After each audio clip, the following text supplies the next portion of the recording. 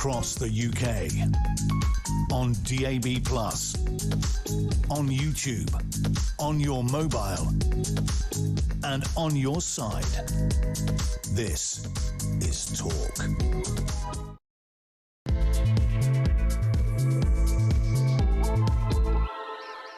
Well, good morning to you. It's a shame we're just on radio for actually most of our audience, not all of you on YouTube watching us, because otherwise I would just grin like a Cheshire cat for the next 3 hours, while, of course, downing copious amounts of champagne. Ding dong, the witch is dead. I'm sorry, I am absolutely thrilled. I'm afraid I'm not going to be one of those really, really nice people who say, well, you know what, in the end, he did do the right thing and there were some achievements and he's an honourable man and he, you know, he cared about public service. Guys, that's not what happened just now. In the last half an hour, Keir Starmer resigned, and he resigned because he was pushed, because a bunch of senior figures in his cabinet said, you've got to go, you've lost the support of your party. And it's not just because Andy Burnham won a by-election in Makerfield on Friday morning. It's because he's a really bad Prime Minister. He did a good job of being leader of the opposition. Yes, he did. A lot of people, it seems, are quite good at being leader of the opposition. But when it comes to actually, you know, the governing thing, the getting stuff done as opposed to criticising what the other people have done thing, turns out he wasn't so good at that. Indeed, most of his issues, most of the things which have damned him from, let's face it, within days, within weeks of him becoming Prime Minister back in July 2024, were of his own making. They weren't events, dear boy, events. They weren't things outside his control, like, you know, Ukraine war, Israel and Iran and all of that. It wasn't any of that. No, they were things he chose to do. Cutting the winter fuel allowance, damning everybody who wanted to have a public inquiry on the grooming gangs as jumping onto the far-right bandwagon, the two-tier policing after the Southport riots. All of those things. Supporting his Chancellor to raise national insurance on employers, a policy move that was not only a direct breach of the manifesto that he'd just been elected on, but also basically led to hundreds of thousands of job losses. This man brought it on himself. He was not a good Prime Minister, and the public knew it from word go. He lost the support of the people, he lost the support of the party, he lost the support of his MPs. He couldn't even get welfare reform through. He couldn't even get through a policy to cut £5 billion, not from welfare bill, from the increase in the welfare bill. That is how utterly incompetent and useless he is. And yet he also announced a whole raft of things which were not remotely in his manifesto, for which he had no mandate at all. Digital ID, anyone? Remember that? So I'm sorry, but it's goodbye and good riddance from me. And never forget that this man, who says this was the greatest honour of his life to lead our country, and how he will stay on for a few months until they can decide on a new leader because he wants an orderly transition. This man has been dragged kicking and screaming out of number 10. He spent the weekend at Chequers being absolutely furious with his family that he was being treated so outrageously and how he doesn't believe he's the problem. I'm telling you right now, he still thinks that he's been hard done by. But crucial, the most crucial thing to remember today is, while people are saying nice things about Keir Starmer, remember what he thinks about you. Remember that he thinks you're a bigot. Remember that he thinks you're an idiot, that he thinks you're xenophobic, that he thinks you're racist, because you love your flag, because you think we should have controlled borders, because you voted for Brexit. He spent 3 years before he became leader of the opposition trying to stop Brexit from happening, from undermining the biggest democratic vote for anything in this country. That alone that he was not fit for public office. I've said it before, I've said it throughout his premiership, and I'm saying it today. Goodbye. Good riddance. I'm afraid, Keir Starmer, you won't be missed by anyone. Well, that's what I think. I'd love to know what you think. As usual, I'm not sitting on the fence on this one. I'm just refusing to pretend and play along with the let's be nice because he's gone. Well, he ain't gone yet. We've got another 2 months of this man, and God knows what he's going to try and do in terms of an EU reset, failure to actually start spending on defence, and goodness knows what else. Oh, your social media ban for under-16s, more attempts to control us, treading less heavily on our lives, treading more lightly on our lives, Prime Minister. Yeah, I'd love to see that when it actually happens. And it looks likely, pretty much almost set, that we are going to see the next Prime Minister in office in September as Andy Burnham. I'd love to know what you make of all of it. Give us a call, 0344 499 1000. Text the word talk in your message to 87222. Get in touch on X at talkTV. Of course, calls are charged the national rate and text cost one standard network rate message. Delighted to say today, someone who is usually watching these things much closer by, Claire Pearsall, former Conservative Government Advisor. Look, we're not saying you lot did a good job, but you're nicer than me. You're probably willing to say nice things about him today, aren't you? No, because he's awful. And I think that was probably the most dull speech I think I've heard in some time, which from him is quite an achievement because he's not the greatest speaker. But he's been doomed since day one. He really has. Yeah, I do. He didn't make any decisions particularly quickly. He walked into Downing Street and just went, what do we do now? Yeah. When it should have been the other way round. Which is fascinating. And also 4 years to prepare. Yeah, 4 years to prepare. You did nothing. And now he you know, all of the gifts and everything, the Lord Alley glasses that we're paid for, all of that stuff. From that point onwards, it's just been downhill. And we've all had to listen to how awful we are when he's just sat there in number 10 making decisions that are absolutely atrocious. Yeah, absolutely. Again, he brought this on himself. This isn't stuff that happened. It's not. It's not been a coup that's been mounted, and and he's done a brilliant job. I tell you what's been fascinating is the excitement that many of the mainstream broadcasters have felt about him becoming Prime Minister. Yeah. Echoed yet again on Friday and Saturday and Sunday by the mainstream broadcasters. Genuinely sort of shivering and quivering with excitement at the prospect of getting Andy Burnham in. Again, I think I'm sorry. I think the whole thing's hilarious because they're all completely deluded. And I did a couple of podcasts on Friday, not on air on Friday, which is actually quite frustrating. But I know Alex would have loved being on that show with the Makering result. Is that everyone's so massively over-interpreting this result. Oh well, it shows he can take on reform. In a Leave voting seat. If I'd lived in Wakefield, I'd have probably voted for Andy Burnham just to get Keir Starmer out and get it over and done with. The thing is, no matter how bad Andy Burnham is, and I fear he could well be worse than Keir Starmer when it comes to policies, it won't be Keir Starmer. And we won't. When I play a clip, I won't have to go, 3, 2, 1, back in the room, wake up everybody afterwards. Let's play it just because it's nice to hear. Just so we can all cheer. Listen, if you're not at work today, if you've done one of those, OK, you're working from home today, you've got the fan on, you're in the garden or whatever, the weather's going to be horrifically hot.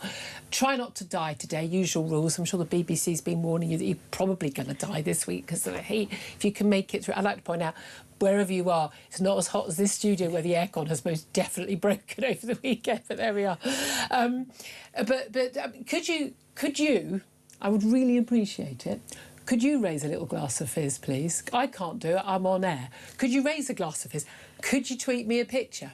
Could you tweet it to @JuliaHB1? Could you tweet it to, or post it, whatever we're doing on X these days, @talkTV, so I can just celebrate with you, because I can't do it yet. Let's, while we're listening to this, just, crack open the first bottle, folks.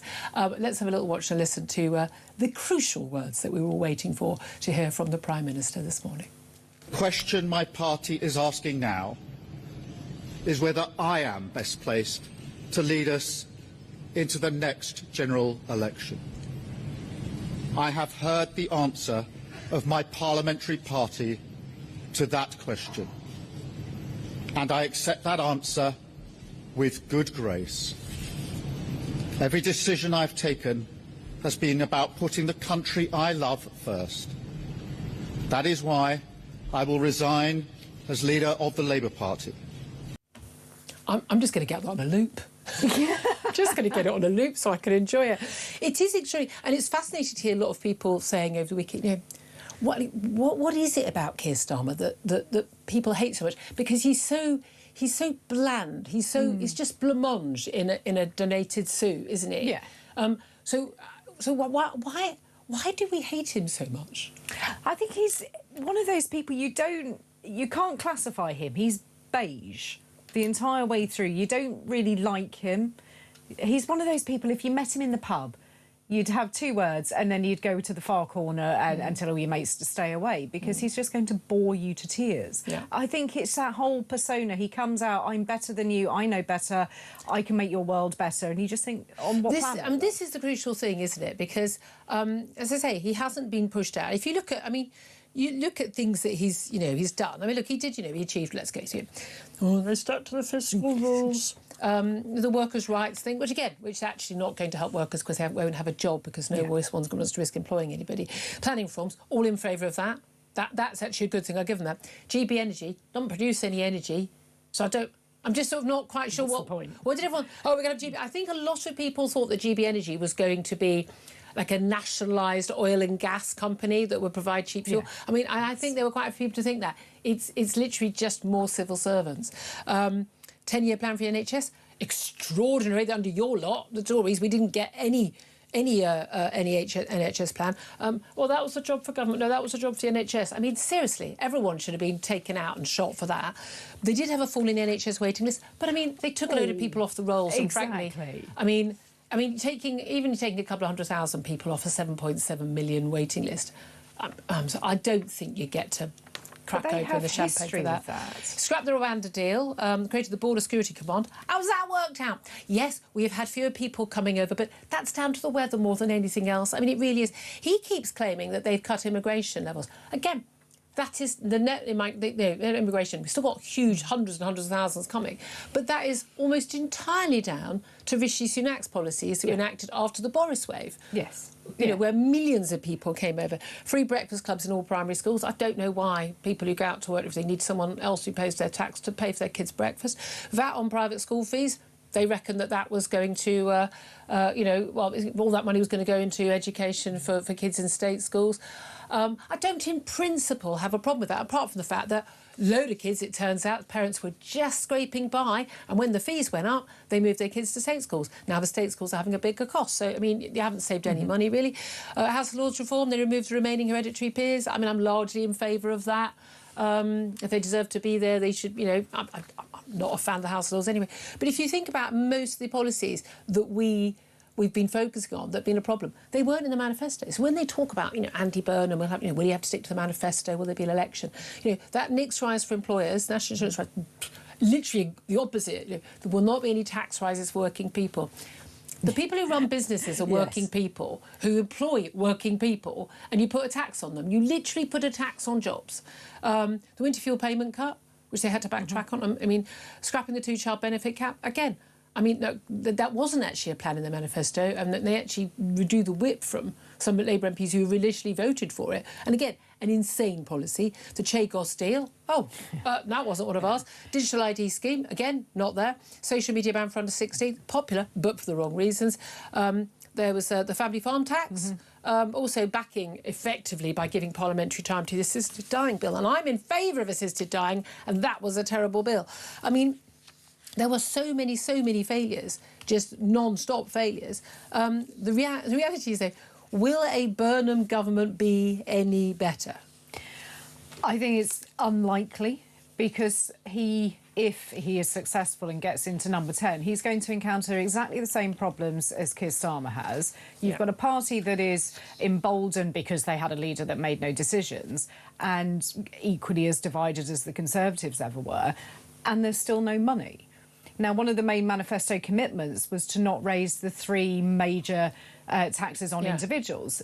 Why do that? Why? It was always a very stupid thing to do. Because they wouldn't have got elected otherwise. Exactly, but where are you going to raise your revenue from? So he's going to come up against the same level of problem. There is still no cash. Yeah.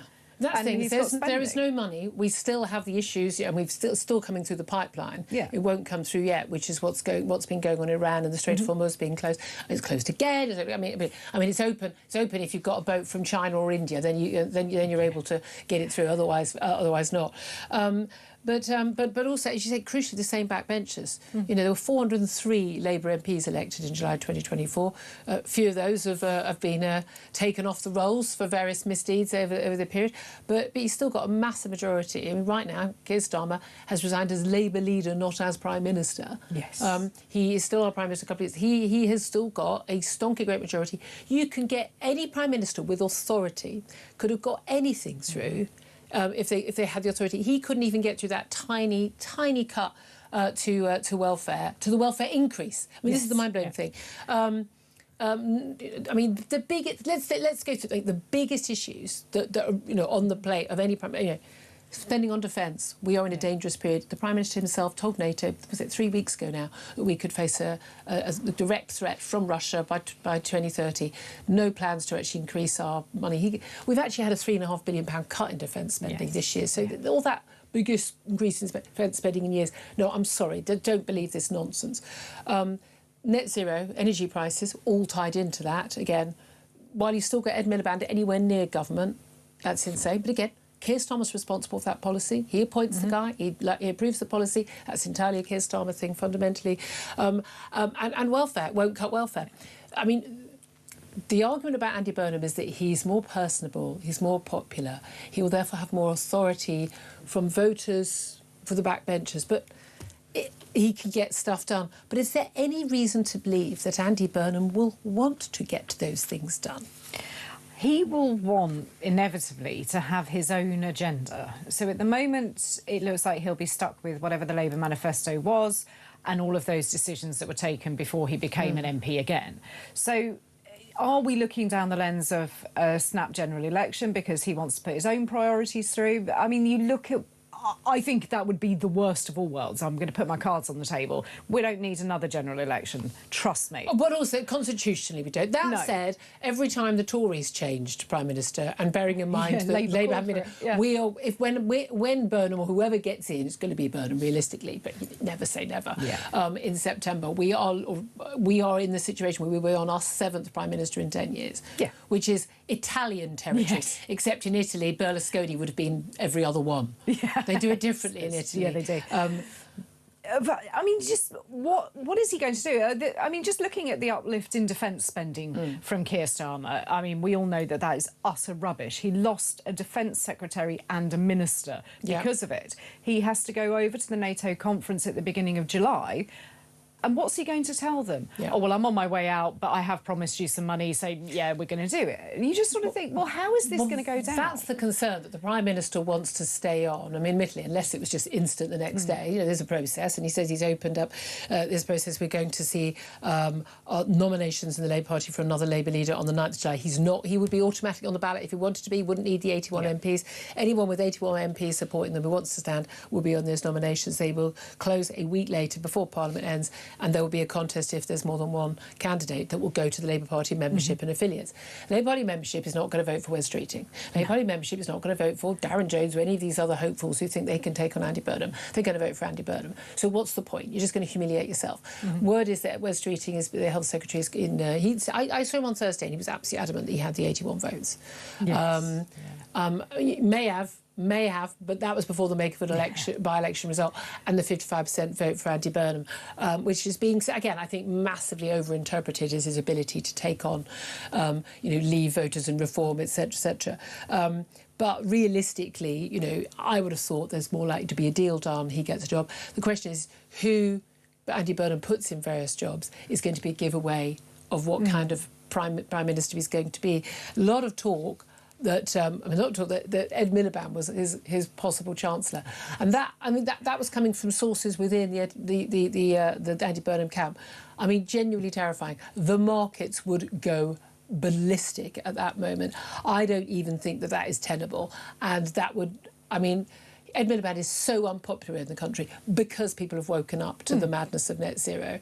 And bearing in mind, he was rejected in 2015. He was this. Can I just say, it's almost like I have tried to block this out. It's like you had a bad relationship, just pretend it never happened. Ed Miliband was leader of the Labour Party for quite a few years. You remember the bacon sandwich? And the Ed Stone? I mean, that's literally all we remember him for, those two things. Oh, yeah, he's got 2 kitchens. It's got He's two got kitchens. very nice kitchens, has to be said. Well, one of them, the one he had the reporter in was just a bit rubbish. Then someone else the other himself, I thought they'd defend him. Go, no, he's got another really lovely kitchen. Oh, he has two kitchens, one for the nanny, because he's a man of the people. Of course he is. I would love to have two kitchens. Why would you? I don't get why do you need two kitchens? What's that about? How much cooking do you do? What's that? I mean, how it's more cleaning. How much jam and tins of baked beans do you need, people? But there we are. But no, but that's all we know about him. And he crashed and burned badly for a reason, because he's just not up to the job. So I mean, but then even like Louise Haigh, she apparently, the former Transport Secretary, sacked because she had lied about basically the fact that she used to work at a job, and basically they were pretty sure that when she claimed her phone had been stolen, it hadn't been stolen, and she was just defrauding the company to keep a phone, right? She had to resign from that. And apparently, Andy Burnham thinks she should be in his cabinet. But that's the quality of person he hangs out with. But have you seen that she's had a real sort of big makeover? Oh, yeah. Or a make-under. I'm not sure how we put it. Is it just me? I'm not sure bright pink hair, as she used to have, it makes you look like you should be running the country. No, it makes you look as if you should be at some kind of concert somewhere. And that's just it. mind-blowing. Running student politics, maybe. Exactly. Look, there's so much to talk about in terms of Keir Starmer's legacy, how much he hates us, and what you think an Andy Burnham government would look like. Are you looking forward to it?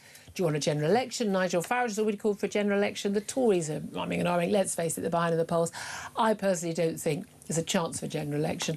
I don't think any Burnham bounce is going to be big enough and long enough to have a general election. And I'm not sure many of those Labour MPs who're looking at that, where the polls are right now, are going to be willing to risk their £99,000 salaries a year for the next couple of years to give Andy Burnham that extra bounce and that mandate that he would clearly want. But I don't even think he's brave enough either. I'd love to hear your thoughts on all of it. 0344 499 1000 is the number to get in touch. Can't wait to get your calls. Funnily enough, already quite a lot on the board. Oh, I know, I'm as surprised as you are. And please don't forget, send me your photos of you sipping champagne. I know it's early. I feel today does justify it, though. Little glass of fizz, send me the photo, send it to at talkTV and to at Julia HP1. I can't wait to see them. This is Talk.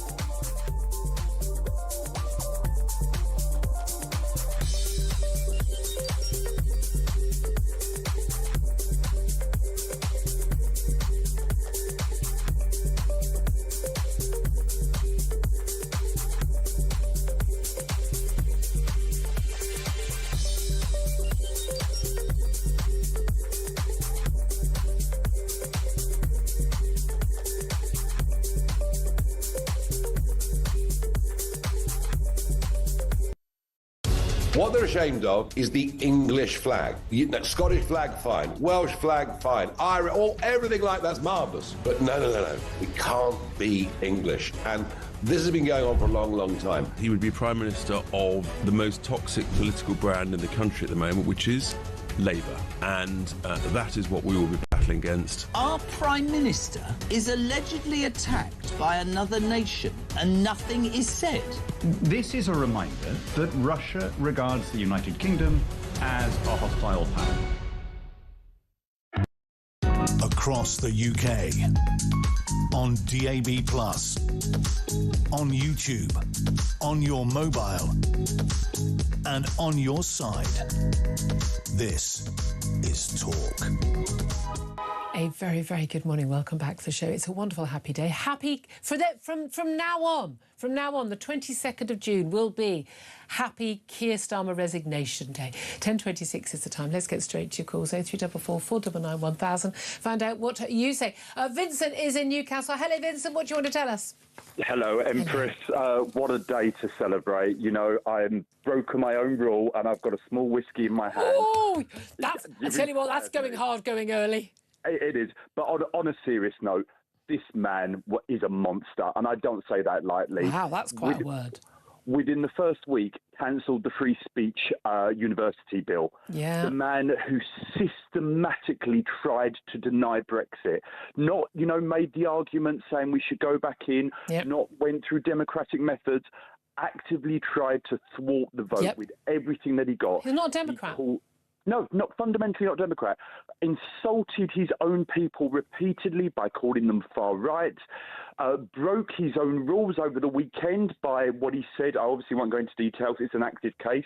But his tweets over the weekend broke what he said in the past about how we should wait to get more information. Yeah. Yeah, no, total truth here. And again, if he hadn't resigned already, I would have been discussing that in the last half hour. Basically, when we saw this, the Home Secretary, the Prime Minister, senior people throughout being very, very critical of an incident in Edinburgh involving what appeared to be racist attacks, horrific violence. A man has been arrested, so we need to be very careful. But being very clear about the motive and calling it out and blaming people for stirring up the sort of racial hate that could lead to such a crime. Now, I'm sorry, and when the right say the same things about... We're told, we've got to wait how we feel. We're told not look back in anger. Don't politically exploit it. For more information. Yeah. Oh, I mean, absolute. They're two-tier every day of the week. They really are. Absolutely. And look, I agree with you. I think Burnham is an empty suit that will walk into anywhere that will wear him. However, it can't be any worse than Starmer. And tomorrow is 10 years of, the most fundamental democratic decision this population made. I'm going to put up a picture on the screen tomorrow of you in your Union Jack dress, because that always makes me smile. And I'm going to drink my whiskey now. Bit shaming at 10:30 on a Monday morning, but you know what? The monster is gone. And just as my last note, thank you for you not being like all the other presenters on all the other useless stations and saying you're delighted. There's no fake sympathy for this awful man who has run our country into the ground. No, absolutely. Thank you so much, Vincent. I'm loving it. Just want to say, actually, tomorrow, to mark Brexit Day, Nigel Farage will be live on there 10 o'clock sharp to mark the anniversary of Brexit. And that, I mean, it's just, well, that was the day we voted. I've got to be honest with you. It's the 24th of June for me was the morning I woke up to just the absolute joy. I did manage to get a couple of hours, Kip, having gone to bed absolutely convinced that we'd lost. Actually, after having had a conversation with Nigel Farage, who at that time had said he thought we'd lose. But anyway, I can't wait to get Nigel Farage on tomorrow. He, interestingly, has been calling for a general election since the resignation of Keir Starmer. I wonder if we're going to get one. Let's go to Matthew. He's in Warrington. Good morning to you, Matthew. Good morning. I'm doing a little jig by my van in the car park. Little Irish jig. I've got no whiskey, but that'll be later. Can I just say, I hope your van's not white, and I hope you haven't got an England flag on it, because you know what that makes you, Matthew. It's white, and it's got a soldier on the back with his head bowed for all our lost soldiers. And I have my Welsh Guards badge on the back, and I have my RAF Cadets badge, and I'm very proud to be British. Very, very, all credit to you, sir, absolutely. So what are your feelings today, then, other than the jig? I said to you in May that on May the 12th, that day after my birthday, we'd be eating birthday cake because he'd be gone. So I got a little bit wrong. You did, I remember. I did. Yeah, you see, so he has gone.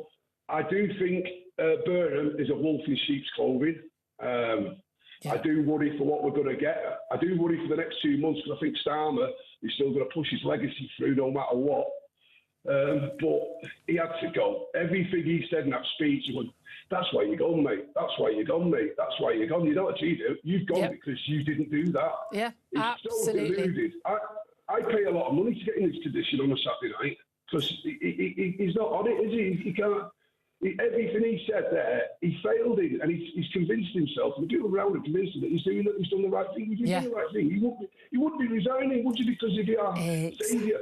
Exactly. And again, a lot of people are saying, oh, well, you know, Prime Ministers of any hue, they can't last because you just simply can't get, because, you know, public are too demanding, we're too impatient, there was some talk the other day about how, Britain has become ungovernable. No, we just want accountable governments that do what we told them to do. And when they do stuff we haven't asked them to do, and they said especially they won't do, we punish them. That's what happens. And that's called democracy. And unless we get a Prime Minister and a government in office that does what the country actually wants it to do, and also the stuff that needs to be done and turns this country around, we're going to keep throwing people out.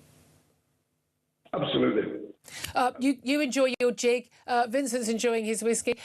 Claire Bissell, I mean, you genuinely big smiles. I mean, a lot of people are going to feel that way today.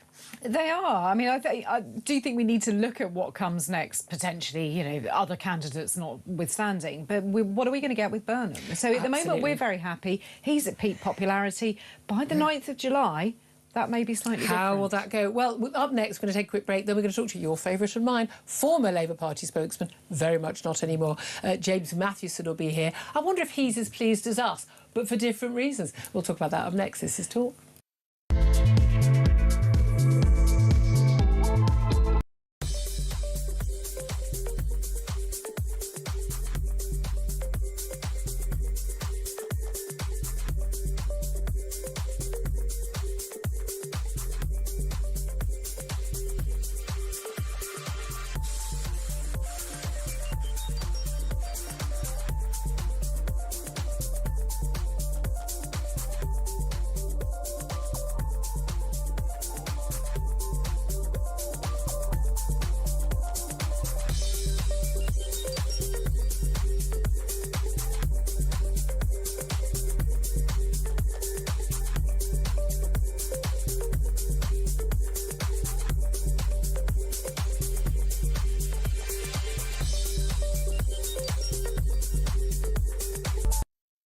Across the UK, on DAB+, on YouTube, on your mobile, and on your side. This is Talk. A very, very good morning. Welcome back to the show. This is Talk, the home of common sense. 10:33 is the time. Let's talk to someone. I wonder where his perspective is different from mine and Claire's, and indeed many of you, when it comes to the resignation of Keir Starmer. James Mathewson is a former Labour Party spokesman, very much not in the Labour Party anymore, and a political commentator. Good morning to you, James. Good morning, Julia. Oh, you sound quite chirpy too. Are you quite pleased by the news? I am, yes. I'm thrilled.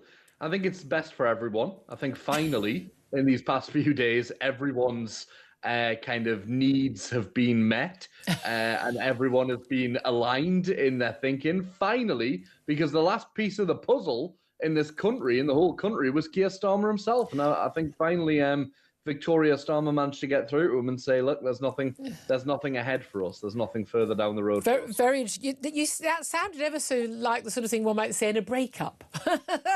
It's not me, it's you. It is fascinating that the Prime Minister, by all accounts, spent the weekend at Chequers, which is where we find Prime Ministers tend to go when they want to get away from it all on a lovely sunny weekend, with their wives and husbands and family, to talk about what they should do. And that, by all accounts, she's his rock, all that. We always hear that, and he got tearful at the end. We'll play that clip again in a few moments, actually. But that actually she was the one who was urging him to fight on, and then she's the one who's basically gone, OK, I think the end of the road has been hit. Do you think there is anything good to say about his premiership? So controversial opinion from me, no, not about his premiership. But about him as a person, I would say, look, he's committed, he's dedicated. You can think it's in every wrong direction imaginable, but the man ploughs ahead. I think he's a good civil servant. I think he's exactly what you want in a civil servant.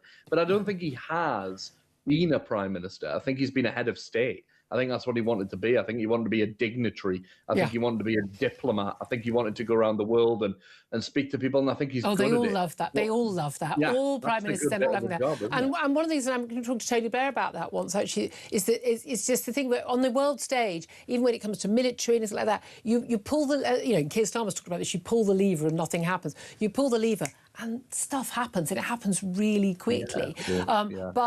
But when you do it in domestic policy, turning around the NHS, schools, planning reform, anything, I mean, everything just takes ages. And there is an argument for things taking a while. So people, rushed policy and rushed legislation tends not to be very good legislation. They don't see all the problems with it. But he tried to rush into a lot of things, and pretty much everything he tried to rush into, that winter fuel allowance announcement by Rachel Reeves. And bearing in mind, anything announced by Rachel Reeves has been approved by the Prime Minister, who is the First Lord of the Treasury. That's literally his job title. So things like that. Lots of stuff that was just announced sort of off the cuff almost. No prep, not in the manifesto. That was the stuff that actually undid him and hit his popularity, wasn't it? Yeah, and it's that stuff that requires you to be political, right? That's politics. I know we've talked a lot about how a lot of people say, or did say in recent years, they would love to see non-politicians become politicians. This should really be the lesson we learn from this, is that it's actually a skill set, right? We might not like to admit it. It's a specific skill set. There are requirements to the role, and you need to be good at it. And having political instincts is key to that, right? Knowing that something isn't going to play well, knowing that it's going to cause problems politically as well as economically. So, all of those things take on like the farmers' issues, right? The issues of the farmers. You don't wage war with the farmers if you're also going to wage war with the private schools, because that's a similar crossover, right? There's a Venn diagram of people there, you're going to piss them all off, right? So the problem is when you do that, you end up losing on all fronts. And because of that lack of political instinct, he's ended up tying himself up in knots. If I were him, the person who I would be holding responsible for all of this would be Morgan McSweeney. Because right back in those days where he sat in Keir Starmer's kitchen and convinced him he should be the next Prime Minister, he should be the candidate to take forward the post-Corbyn era in the Labour Party, that was a mistake. And unfortunately, it's a mistake they made together. Yeah, no, I completely agree. At the Westminster event I was at on Wednesday night, they were reunited. I didn't see whether they spoke together. I'm sure they did, but I certainly saw Morgan McSweeney there and the Prime Minister. And I have to say, it was very noticeable, being at this event a number of times. And a couple of years ago, when he was, going to be the next Prime Minister, almost certainly, you could feel the sort of the aura and people sort of flocking to him. And then he was Prime Minister. And, therefore you get a certain level of respect. But he was already things weren't going very well. And last week, you could just completely feel that people would have sort of, look, mate, we know you're not going to be here for long. We're looking at their watches. Today, seeing him standing there, really, when he walked away, because I always think the walk away from the podium is the interesting bit, right? Yes. David Cameron almost skipping and whistling, Yes. But Starmer looked diminished. He really did look diminished, even for himself, He carried himself with, a slump. He was really, you could see a man who was defeated. Yeah, absolutely. And he was defeated. And he got tearful. This has become a regular thing, isn't it? Them getting tearful. We saw that with Theresa May. Let's play a little clip, actually. We've got a second clip of the Prime Minister. This is just the very, very end of his speech when he's talking about his family. And when I leave the biggest job in the country, I shall spend more time on the most important job, being the best husband I can to my fantastic wife Vic, who has been a rock by my side through good times and bad, and being the best dad I can to my beautiful children, who are my pride and my joy. Well, I know I'm supposed to have sympathy at this point, but I found it all a bit meh. But there we are. I mean, this is the thing. He does talk about his family quite a lot, and obviously, you've got that support. And let's face it, when the proverbial is hitting the fan and everyone's against you, you need those people by you. A lot of talk that actually once Morgan McSweeney had gone, or once he'd lost a load of staff, that actually, she was kind of the last woman standing looking after him. Yeah, and look, would you not want to look for kindness right now if you were that person, right? You've been through the Ain't getting it here. battles. You don't. He's not getting it from you, Julia. Let's be honest. You're not meeting Keir Starmer's needs, are you, emotionally? So don't want to meet any of his needs. Thanks ever so. He needs those people around him who will. And of course, it's actually, I think sometimes with jobs in general, right? Let's take the prime ministerial and the political aspect out of it. With jobs in general, when you give your all, when you're locked into it for a while, sometimes you can lose perspective on what's important. And that sounded to me like a man who, after spending Father's Day, with his family at Chequers, has probably thought, you know what, that there is more to life as well. And hopefully, I wish him well in that endeavour. I mean, even Donald Trump seems to be wishing him well in that endeavour. He'll go away from public sight, and if he has any respect for himself, I hope to God he doesn't do the Tony Blair and we don't get a policy paper from him every other month as well. Yes, there is that. Go and find someone else. Something I want to pick up on, actually, you said a bit earlier about, you need people who've got that political instinct, but also the political ability to know how to get things done. Isn't one of the problems in our country that no Prime Minister can get anything done because the civil service are a law unto themselves?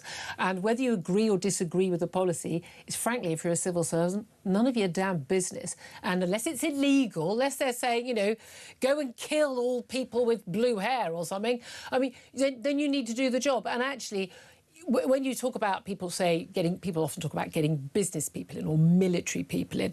The difference there is, military, you have to do as you're told or you're court-martialed. If you're in business, you don't do, the boss of Tesco tells you to do something and you don't do it, you get sacked. And the trouble is, we have prime ministers who are ostensibly in office but don't actually have any power to get anything done. Yeah, I mean, I don't agree with what I would call as a conspiracy theory of like the deep state and this idea that the blob, as people like Farage call it, that there's this kind of type of civil servant who are liberal and Marxist and whatever, who stopping things doing. That was never my experience, especially under the Jeremy Corbyn years when they were engaging with civil service. It was quite the opposite, actually. So I think the civil service does a fairly good job of being neutral where it can be. But look, there's no evidence for that. This is why you have to have the skill set you have to have as a prime minister. It's all right, people like Zia Youssef and Richard Tice will always tell you, get a strong business person in. They don't understand the frustrations of working with the public sector. But that's the whole point. There shouldn't be any frustration. It has to be like that. Do your job. It has to be like that. Civil servants should be sacked on the spot if they don't do their job. Right, instead of doing a complaint about Priti Patel because she looked them the wrong way. Are we for real? Look at the Mandelson situation. We should learn from that. Sometimes the pushback from the civil service is all that is protecting us from the will of politicians. There was barely any pushback. So, no, but sometimes... The head of the civil service was happily allowing people to party during lockdown and is still taken seriously as a reasonable human being who, frankly, should be in bloody prison for that. No, there should be more accountability. The problem is we have that elected aspect and we have that unelected aspect. They're always going to clash. They're always going to butt heads. No, James, that's a complete misunderstanding of our system. They shouldn't clash because the civil service do what they are told. I work with it, Julia. It's not a misunderstanding of it. I understand how these things work, and you can't just beat these people into submission because of checks and balances. You shouldn't have to beat them into submission. If someone's been elected on a manifesto and they are doing that job, it is their job to do it. Nothing to discuss. If they don't like it, they can go somewhere else or join a political party. But it's not about manifestos. Look how much Keir Starmer tried to do that. Yeah, exactly. How'd that work out for him? Right? And what are the checks and balances on that? Okay. The civil service are basically Changing that, we're not going to agree on this. I'm right, you're wrong. But let's just one other thing. Andy Burnham, do you think, Reform are calling, we're talking to Richard Tice in about 15 minutes. Reform, well, we talk to people from different parties. Yeah. I mean, how weird is that, James? Really? Very weird, Nigel Farage has called for there to be a general election. I don't think they really want one yet, personally. But I don't think they're ready. Tories certainly aren't ready. They're not pushing that line. Do you think that Andy Burnham will get a big bounce if he does become Prime Minister and that he will call a general election? Or do you think, again, as I've been saying for a long time, Andy Burnham, really likeable guy, definitely has charisma, has been a successful mayor of Manchester, but at the end of the day, he's just Keir Starmer in a black T-shirt. No, I don't think he is Keir Starmer in a black T-shirt because the thing is Andy Burnham changes. He's a shapeshifter, right? And that's actually a really good thing sometimes because he's able to see what's just gone wrong for the past 2 years and he will not be repeating, at least I think he won't be, repeating any of the mistakes that have happened previously, right? So he's not going to allow Labour to look valueless and visionless. He's wanting to get that vision right, which is why I'm bet he's very happy with the timeline set out today because he gets to get his ducks a bit more in a row than they are right now. But you say a bit more in a row. Word is, and as far as we can tell, he doesn't have any policies. He doesn't have a vision. He doesn't have a philosophy. He doesn't have a plan. He has a philosophy, and he's working with people like Neil Lawson and Compass. He's working with people like Neil Lawson and Compass. I would say the biggest kind of thing we will see from Burnham will be constitutional reform. And that will be, by the way, it's going to cause havoc. But we will see... What sort of constitutional reform? That I think we'll see him wanting to shift towards a system of PR. I mean, you simply cannot do... No. There's no way in the world they can do that without a manifesto commitment to it.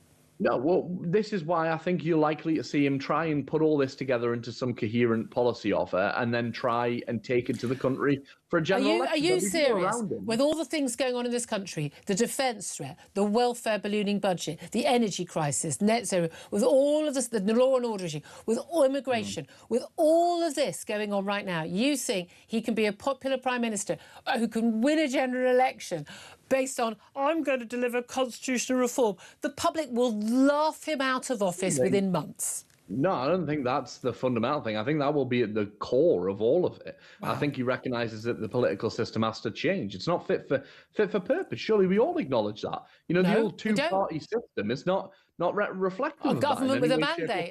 A government with a mandate first past the post. How's it working for all the countries in Europe that got PR? How's it working out for them? It takes 3 months to put a government together in Germany. Yeah, you see more coalition, more democratic-focused governments. More coalition, so people don't get what they voted for. I would have thought you'd be in favour of that, Julia, because it's more democratic. It's not more democratic. It's a different form of democracy. It's not more democratic.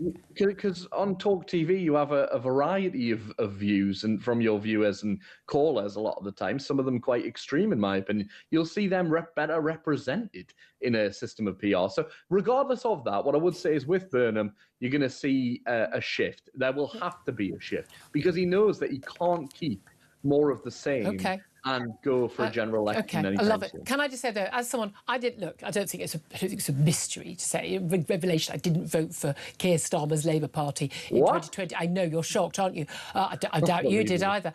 But in no way was I not represented by not getting a government of my choice into office. I didn't have a government of choice at that election, to be fair. Listen, but no, that's not being unrepresented. Losing an election doesn't mean you're not represented. It means you lost the election. When you speak to your pal, Nigel Farage, tomorrow, will you ask him from me what he's doing with that £5 million? I will. We need to know. I will. No, don't worry, I will. James Matthews, great to have you on. Thank you very much indeed. Claire Pissell, just a quick run through of where you think we are. I mean, certainly in Burnham. Yeah, no, that's really interesting. If constitutional reform is at the top of your hit list the minute you step into Downing Street, then there's something seriously wrong with you. I don't think that will be the case. I don't. No. 10:48 time. We're going to take a quick break. Then we're going to be talking about what we're looking at in terms of a Burnham premiership. Could Ed Miliband be Chancellor? How will the bond markets react? Who else is up for that top job? That's going to be the #1 job. But independent economist Julian Jessup will give us his take up next. Don't forget Richard Tice coming up after 11. This is Talk.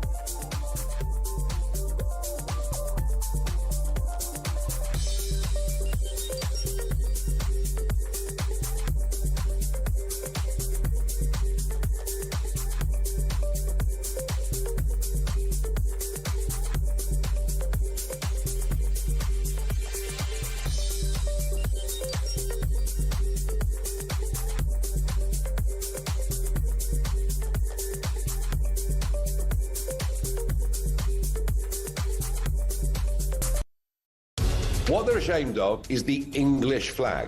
Scottish flag, fine. Welsh flag, fine. Irish, everything like that's marvellous. But no. We can't be English. And this has been going on for a long, long time. He would be Prime Minister of the most toxic political brand in the country at the moment, which is Labour. And that is what we will be battling against. Our Prime Minister is allegedly attacked by another nation and nothing is said. This is a reminder that Russia regards the United Kingdom as a hostile power. Across the UK, on DAB+, on YouTube, on your mobile, and on your side. This is Talk.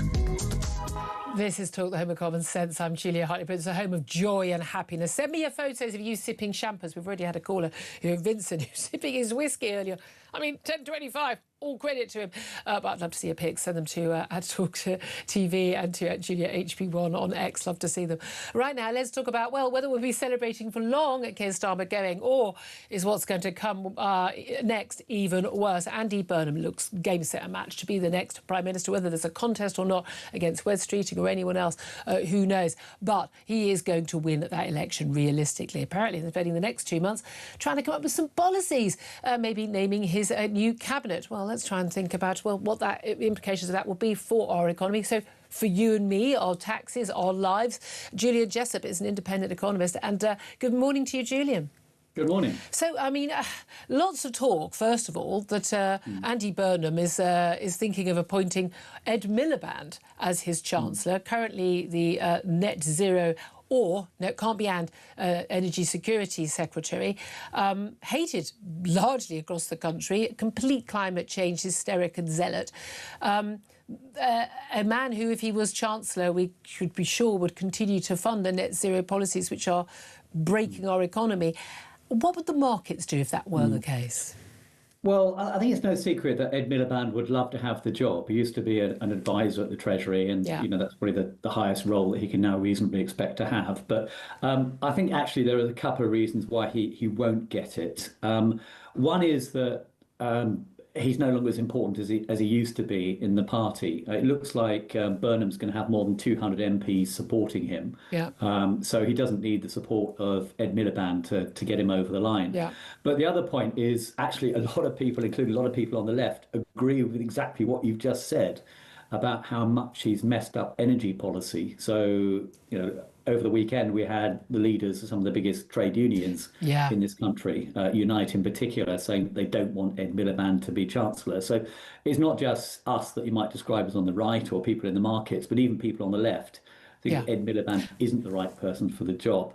In fact, and we could see, couldn't we? Because yes, the SNP are fully on board with a lot of this madness as well. And we saw in that, I mean, we're not all paying attention to Makerfield, but the Aberdeen South, well, 3 by-elections taking place on last Thursday. But Aberdeen South, Tories won that hands down because they were saying, you know, drill, baby, drill, basically. In fact, it wouldn't surprise me if Ed Miliband loses the energy portfolio as well. I think there's already speculation he might be shuffled sideways to housing and local government, which obviously worries me because maybe he'll mess up housing just as much as he's messed up energy. But housing's already in such a mess, it's difficult to see how it could get a lot worse. I would say one of the good things this government has done, and there aren't very many, it's a very, very short list, was planning reform. Let's start building things. There was a lot of talk, wasn't there, about building a load of nuclear power stations. I haven't seen any of those popping up anywhere around me, but there we are. In terms of other runners and riders, people are talking about Wes Streeting doing a deal to not run in a contest so that he could then be Chancellor, the ex-Health Secretary who resigned, basically hoping to push a leadership election already before Andy Burnham could win that by-election. Also, Pat McFadden, who has been very, very, very close ally of the current Prime Minister, but would be regarded perhaps as a safe pair of hands. Where do you think that job will go? Because that's going to be the #1 appointment that really matters, isn't it? Well, my guess is actually Wes Streeting for the reason that you suggested. You know, it's an obvious olive branch to him to persuade him not to run. I don't think he probably will run anyway because he wouldn't get the support. But that would be like, if you like, a unity cabinet. And I think the markets would be reasonably happy with that. You know, Wes Streeting is seen as somebody, you know, relatively sensible. Not going to frighten the horses. Pat McFadden, I think, will be okay as well. He's been quite sensible in pushing back on loads of demands for tax increases to pay for more welfare. But this doesn't, of course, change any of the big picture. The public finances are in a mess. I think one of the defining features of a Burnham government is going to be more government spending, particularly on infrastructure. That money has to come from somewhere. I'm still not convinced it will come from cuts in welfare. So I think we are facing more tax increases. I think another person who's likely to return to the cabinet, of course, is John Healey, back to defence. In which case, one of Wes Streeting's first jobs is to find more money to pay for. And John Healey can't realistically return to the cabinet unless there is more money for defence. There's lots of talk about the Prime Minister in the next 2 weeks, 2 months, wanting to stay on again. You need an orderly transition. We're at a time of war. I completely accept that. But wanting to stay on so he can perhaps do a bit more of an EU realignment, do this sort of deal. He's got an big EU meeting coming up next month. Also, obviously, you know, you never know. we could win the World Cup. He'd like to be there to celebrate that. And of course, everyone would be happy. Yeah. He'd think, oh, I didn't need to have gone if only I'd waited. I don't think either of those things are going to happen, sadly. But also perhaps to finally deliver that defence investment plan. But they can't do that without cutting something which backbenchers won't agree to, or without actually raising taxes or borrowing more, both of which are very hard to do. Well, again, you're right. I think one of the things that worries me is that prime ministers on the way out like to leave some sort of legacy. So Theresa May left us with the disastrous legacy of net zero. Yeah. I think Keir Starmer might actually either go for defence or I think more likely some form of EU reset, setting us even further along the line of realigning with the European Union on even worse terms than we would otherwise have get. Because he's clearly a lame duck, so he's going to concede whatever the European Union asks for. Well, no, they won't what the European Union asks for, because he would agree with that, because he's been on the EU side as he was between 2016 and 2019 as Shadow Brexit Secretary. Oh, exactly. I'm actually a member of a new group called Britain Unbound that it's a cross-party group trying to campaign to maintain the sovereignty that we regained when we voted to leave in 2016. I think I need to join this group. I think I do. Yes, please do. Well, the main we are seriously worried about this, that, Starmer may try and stitch Burnham up. Interestingly, Burnham in the Makerfield by-election campaign did recognise that most of the people in the region voted to leave and still want us to remain outside. So the risk is that Keir Starmer sets us along that road, and Burnham finds it harder to roll back again. And we know that he's a massive Europhile as well himself, and a rejoiner, someone who actually does want to. Is something that Wes Streeting equally both exposed. And the Labour Party is very clear about this. They stood on a manifesto in 2024 saying, they respected the result. They said that before 2016 vote, didn't they? They said it in 2017, but they didn't respect the vote, and they're going to try and take us in by crook or by crook, because they know perfectly well we ain't going to vote to go back in. I mean, bring on a referendum. I've got no issue with that, but it's not. We're not going to go back in.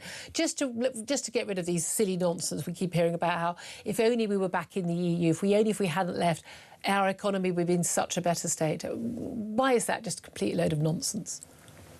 Well, there are lots of ridiculous studies going around suggesting the economy is as much as 8% smaller than it would otherwise have been, but the fatal flaw in all of these studies is that they can't, strip out the impact of Brexit from everything else that is going on, including COVID and high energy prices. Yes.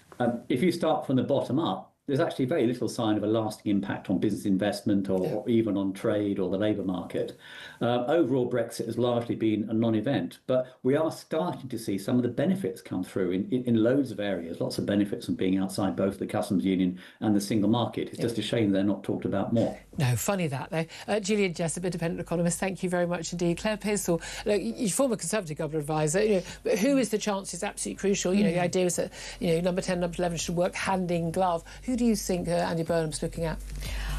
I think that Pat McFadden actually would be top of that list. Because would the left of the party be happy with that, or does he not have to worry about that? I don't think he has to worry about that now. I think he's the Crown Prince. Absolutely, he can do what he wants.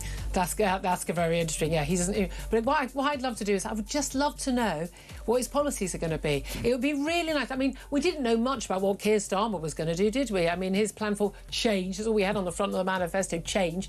But we never really found out what it was really about. And most of the things he's done, certainly the ones that have been controversial, weren't in the manifesto. But I wonder what Andy Burnham's planning to do. Could you tell us? Richard Tice up next. This is Talk.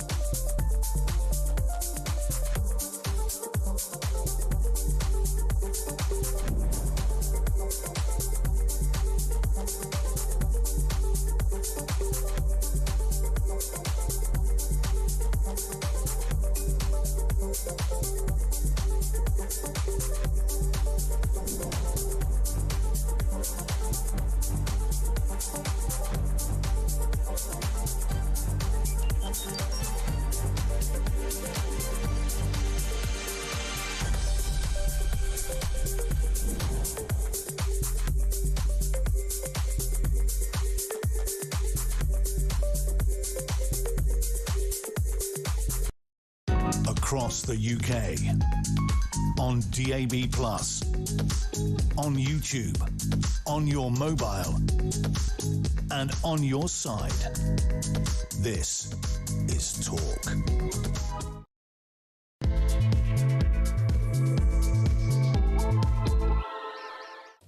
Very, very good morning to you. It's 2 minutes past 11 o'clock. This is Talk, the home of common sense, whether you're listening on DAB Plus Radio or your smart speaker, watching on YouTube or your connected device. If you are not currently on air and therefore not allowed to have a drink, please open champagne for me, because ding dong, the witch is dead. He's gone. He's resigned. We've got another 2 months of him. He's going to be even more of a lame duck prime minister than he's been, frankly, for the last 6 months, year, you could say. But Keir Starmer has resigned just because it's so nice to listen to. Let's have another little listen to Keir Starmer finally this morning at about 9:30 outside Downing Street, while really unhelpfully Steve Bray played very loud music in the background. He did the deed. The question my party is asking now is whether I am best placed to lead us into the next general election. I have heard the answer of my parliamentary party to that question, and I accept that answer with good grace. Every decision I've taken has been about putting the country I love first. That is why I will resign as leader of the Labour Party. So that's Keir Starmer resigning as leader of the Labour Party, not yet as Prime Minister, until there is another contender ready to go. There are going to be nominations opening on the 9th of July for the next Labour leader. If there is no contest, no one else stands in, Wes Streeting most likely against Andy Burnham, then Andy Burnham will get a coronation, but he won't take over until September. Apparently, he needs time to come up with a plan and some policies and a cabinet. It's almost like he's just Keir Starmer Mark II, isn't he? Just Keir Starmer in a black T-shirt as opposed to some very fancy donated suits.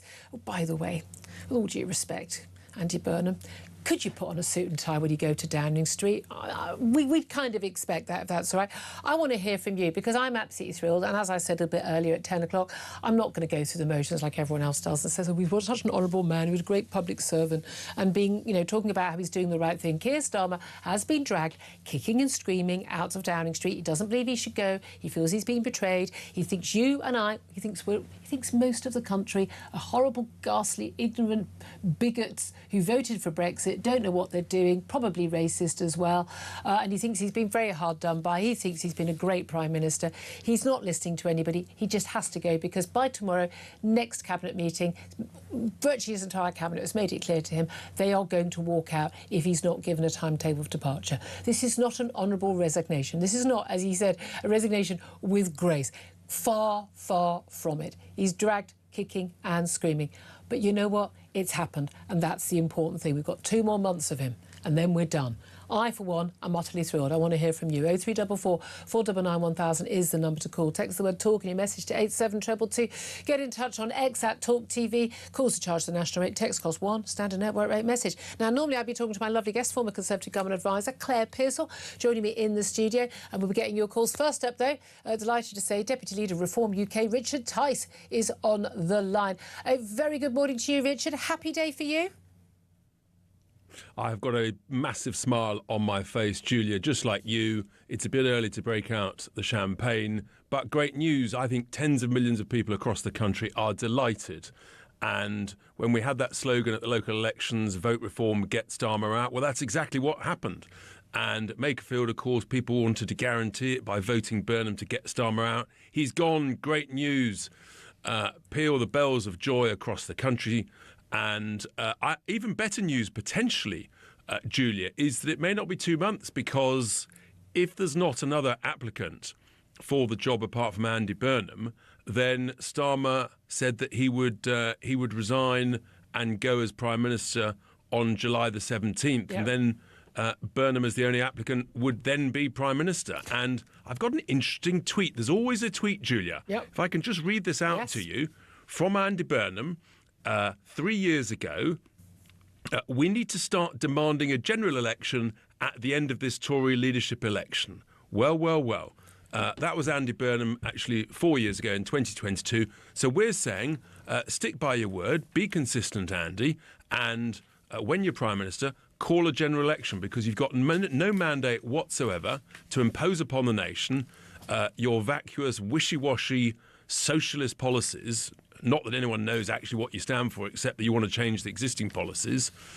Put them to the British people, and reform will beat you and will save Britain. And your leader, Nigel Farage, has said that he's demanding a general election. And we know that Labour, not just Keir Starmer, not just Andy Burnham, pretty much everybody called for there to be a general election every time the Tories ousted one of their leaders. You know, constitutionally, there's no requirement for that, but it's perfectly reasonable to call them out on it when they demand it from the Tories. Everyone's got a right to demand it from them. Realistically, he's not going to hold a general election unless there's a very large bounce. And there have been question marks about that.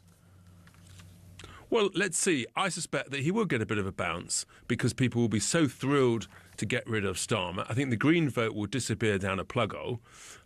Zach Polanski seems to be stuck in a submarine somewhere. And I think that it's interesting that the Tories are not calling for an election, nor the Lib Dems. They're petrified of such a thing. It's basically a two-horse race. But if he doesn't have an election before November and the budget that will be due then, that will be a heavy tax-raising budget, and he will be as or more unpopular than Keir Starmer. So if he gets a bit of a electoral bounce and he's true to his word and consistent as a man of honour, a man from the north, then he should do the right thing and call a general election. I didn't know that being from the north meant you had honour. Rather, can I just say, you're mentioning a post from Andy Burnham from 3 years ago. He's actually posted in the last few moments on X reacting to Starmer's resignation. A lot of it is, as you'd expect. Keir has given huge service to our country. I want to thank him for his leadership and dedication during such a challenging period. His decision marks the beginning of a transition, and it is important that this process is conducted in an orderly and responsible way. I will put myself forward as part of this process. I think that's the first time he has formally said that. The country expects stability, seriousness and a continued focus on the issues that matter most, and this is what it will get. He said, as we move forward, our priority must be to work together to get the country back to where we all want it to be. People want to see progress on economic growth, cost of living, public services, housing and opportunities for the next generation.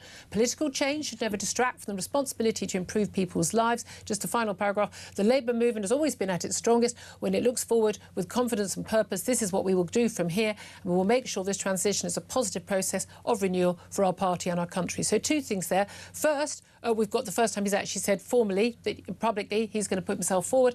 And secondly, we've got a hint of what he thinks his priorities are. I've got to be honest with you, and I would say this whoever I was talking to right now, quite a lot of flim-flam there.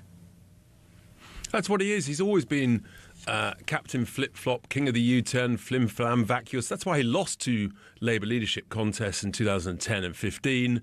The idea that he could just carry on for 3 years with just the votes of 25,000 people, no mandate from the British people. He stood in his victory speech last week and said, actually, that he needed to change Labour.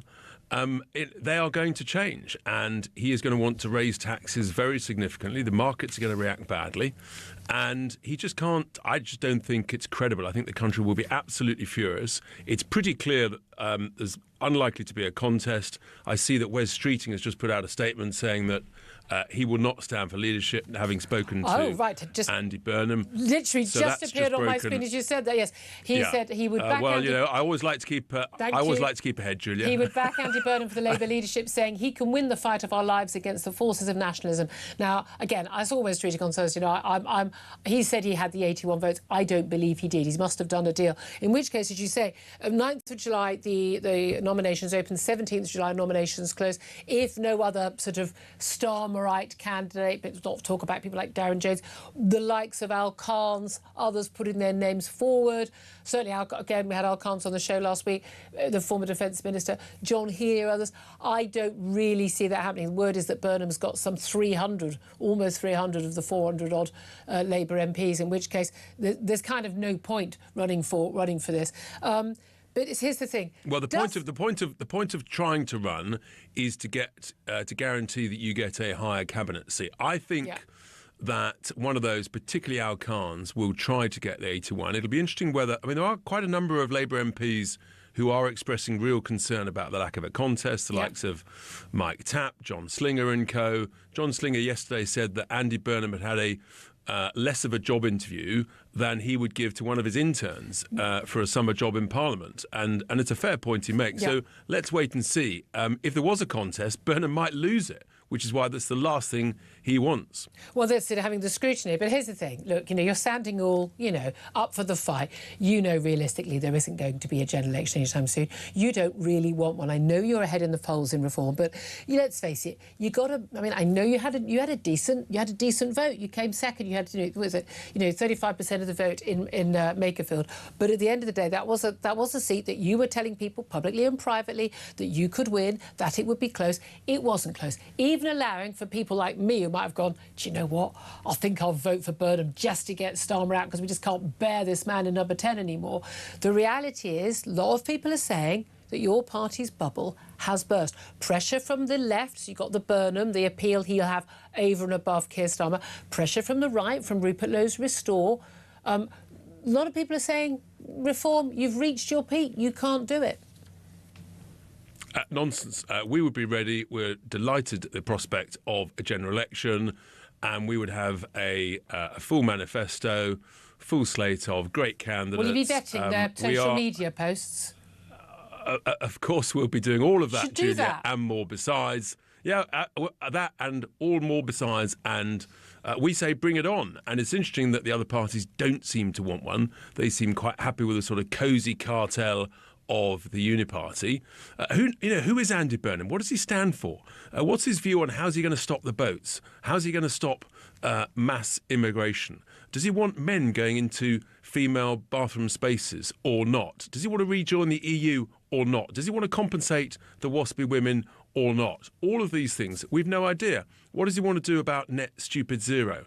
And on the list goes. And we think that the British people deserve a general election, given the state of Britain, which is clearly broken. Everybody knows it. Everybody can see it. And that's why we're leading in all the national polls. So trust me, we're delighted to have an autumn election. And if he waits until November, until a tax-raising budget, I think he'll be as unpopular as Keir Starmer. Just finally, Kimmy Badenoch wrote a big piece in the Mail on Sunday about how there will be no coalition between Reform and the Tories. I think this was very specifically about some sort of electoral pact of some sort before. I don't think anyone's expecting that. But do you rule it out as strongly as she does?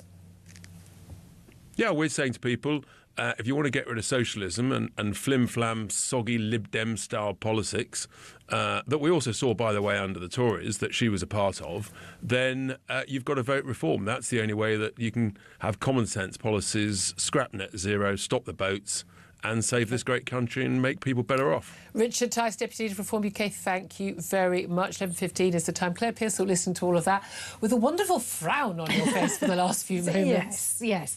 It's not about whether you deserve a general election or not. Our system isn't set up like this. It's not a presidential system. We're not voting for one person over another. It's a constituency. It's a democracy. No Prime Minister has a mandate, technically, from anyone other than their local constituency. Exactly. So I think that's nonsense. And I would love to see Reform's full slate of candidate fully vetted and ready to rock by autumn, because it isn't going to happen. The Conservative Party aren't ready either, so I'm not speaking out of turn. There's a reason why the Conservative Party isn't calling for this. There's no... And there is no mandate. I'm sorry, I always defend our constitutional system. We don't have a presidential system. There's an argument for moving to one. A bit difficult when you've got a head of state who, you know, as well. He's a head of government, he or she. The thing I just find, Jenny, can we just have a little moment? Can we just have a little moment to laugh about the fact that once again, the next leader of the Labour Party is going to be a middle-aged, straight white guy. I couldn't care less whether he had one leg, gay, straight, black, brown, religion, I don't care. Man or woman, I don't care. But they bang on about diversity this, diversity that, and how you have to be representative, and you know, and they're obsessed with it. The amount of times there's been all the not enough women in cabinet, and the first woman chancellor. How's that worked out for everybody? I mean, they bang on about this stuff all the time. And by the way, an awful lot on the left of the Labour Party who bang on about it the most, the Blue Hair Brigade. They're the ones who say the most outrageous racist things about the likes of Kemi Badenoch and previously Rishi Sunak and Suella Braverman. I mean, particularly usually aimed at women, Tory women with brown skin, where, you know, they're calling them coconuts things. I mean, blatant, open racism. Or if you're black or brown, you must have certain political views. I mean, hello. But I just love the fact that I've actually joked with a few senior Labour people, like, well, no offence, you're not going to be the next Labour leader. Well, how do you know? Well, because you're not a woman or because you're not straight. I mean, sorry, didn't you know the rules in your party? Isn't it hilarious that the Tories, I mean, they just, you just accidentally keep, all these people just keep coming through the system who are judged on, whether you agree with them or not, but they are judged on merit rather than do you tick a box. And the Labour Party, they're obsessed. They've never managed to come up, I mean, never once come up with a winning candidate who's not a straight white man. And I mean, that's the thing. They have a go at the Tories and say how awful we are, but we do promote people on merit. We do allow people to stand and listen to them. That's what the Conservative Party does. So the Labour Party like to lecture us endlessly about how we need to be equal to all. And in their party, they're just not. Totally. Well, let's just reiterate what has happened this morning at about 9:30. Gutted it wasn't on my show. Gutted. But I got to whoop and I wouldn't be able to do otherwise if I was on air. Pretty much did at 10 o'clock, to be fair. But the Prime Minister has resigned. He has said categorically that he's resigned as Labour leader. He's going to stay on as Prime Minister, but he wants a new Prime Minister, a new leader of the Labour Party in place before the beginning of September when Parliament returns from the summer recess, and that he will stay on until then, orderly transition, blah, blah, blah. But 9th of July is when nominations open to be the next Labour leader. You need 81 MPs for each candidate to actually stand. Now, we know that Andy Burnham's going to stand because he has, we know that's why he wanted to return to Parliament, because he has just said categorically that he will. He says, I will put myself forward as part of this process. This is a process conducted in an orderly and responsible way, basically to stand as the next Labour leader. And within moments of that, clearly a deal has been done. The former Health Secretary who resigned from running the NHS effectively, Wes Streeting, has said he will back Andy Burnham for the Labour leadership contest, saying he can win the fight of our lives against the forces of nationalism. I love that nationalism is somehow a bad thing. It's like populism. It's like, what things are popular that the people want. Nationalism, defending your country, how outrageous and disgusting. So the two, one man who's we know has got at least half the parliamentary party already supporting him. He's going to be putting himself on the ballot paper, so we know he's on there. Wes Streeting, again, I never thought he actually had those 81 MPs behind him. I think he had about half that. There are other people whose name, Al Khan's the Defence Minister who'd resigned, Armed Forces Minister. We had him on the show last week. I mean, really enjoyed it. When I did ask what is your top achievement, what's Labour's top achievement in office, and one of the things he mentioned was the scrapping of the two-child benefit cap. And you think he's sensible, and then he says something like that. I know John Healey, others. I think the momentum is just so strongly with Burnham. No one else realistically is going to stand who wouldn't face utter humiliation. And as Richard Dice just pointed out, the nominations close on the 17th of July, and at that point, if there's only one candidate, then you have a new leader of the Labour Party. But Burnham doesn't want a contest, he wants the coronation. But equally, he's not ready. He hasn't got... we don't know who is... I mean, it's not like when Keir Starmer was campaigning to be leader and he had Rachel Reeves, who for some reason, before we knew her CV was a load of lies, that she was credible and therefore that was the team. You kind of knew who the team was. Now, we haven't got a clue who his team is. We don't know any of his policies. We don't know anything that he wants to do in office. And do you not think this is a whole new level of arrogance? So last Thursday, he won a by-election to become an MP, and now he's sort of gracing us with his presence down here in the south. He's coming from the north, the big great white hope, to be sworn in and take over because he's best placed. So it's like, well, hang on a second. Who do you think you are? Absolutely. And I think a lot of Labour backbenchers are also going to go, I'm not going to have a job with any of these people, so I can be as nuisance-making as I like. This is the thing. As soon as you start appointing people, you then start... Yeah, there's lists going putting around the backs up of other people who don't get that job. And when you get your Ed Miliband's who, frankly, think that they helped orchestrate you getting this role, they're going to be like, well, hold on a minute. How come? Now, before we go to a break, I'm going to have to get another caller on. I normally do callers afterwards, but I've got to do this because it's Georgina in London, our favourite. Georgina, I'm absolutely gutted. Just want to let you know today, I'm thrilled about Keir Starmer going. I'm absolutely gutted that you are unlikely. It's going to be Andy Burnham to be our next Prime Minister, because I would really like you in the job. How are you today?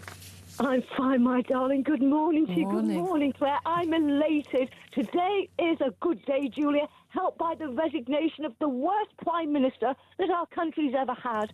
He's not resigned willingly. He has been ousted out. He's been told categorically that he should go, and today should be marked as a national holiday. It's not the World Cup, this is it. The tears that he shed were for himself, Julia, for the loss of his position, the loss of his power, the loss of faith.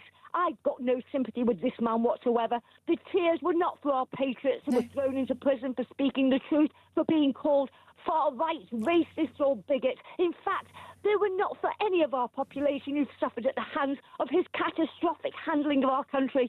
In this case, the trash has taken itself out, Julia. No one likes an unelected Prime Minister, so whoever comes next as the leader of the Labour Party will, I'm sure, suffer the same fate. We need truth from our politicians. We need transparency. Our country needs growth in our economy. It needs societal stability. And most of all, we need defence that will protect our nation. Britain can just for a moment bask in the elation that Starmer has gone. It can exhale for a moment until the next unelected Prime Minister takes office. Absolutely love it. Absolutely love it. Oh, Georgina, you enjoy a glass of fizz, my darling. You'll get to one before I do today. Up next, we're going to go to live to Downing Street, where Peter Cardwell is live for us. This is Talk.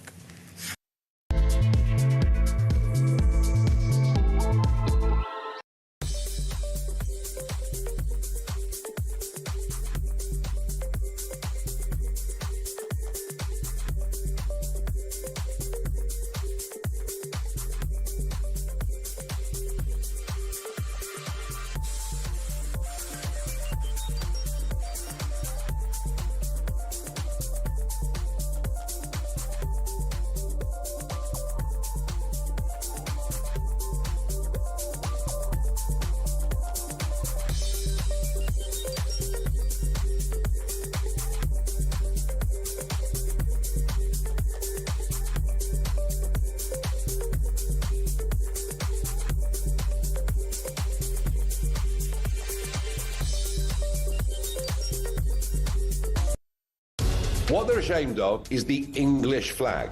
Scottish flag, fine. Welsh flag, fine. Irish, everything like that's marvellous. But no. We can't be English. And this has been going on for a long, long time. He would be Prime Minister of the most toxic political brand in the country at the moment, which is Labour. And that is what we will be battling against. Our Prime Minister is allegedly attacked by another nation and nothing is said.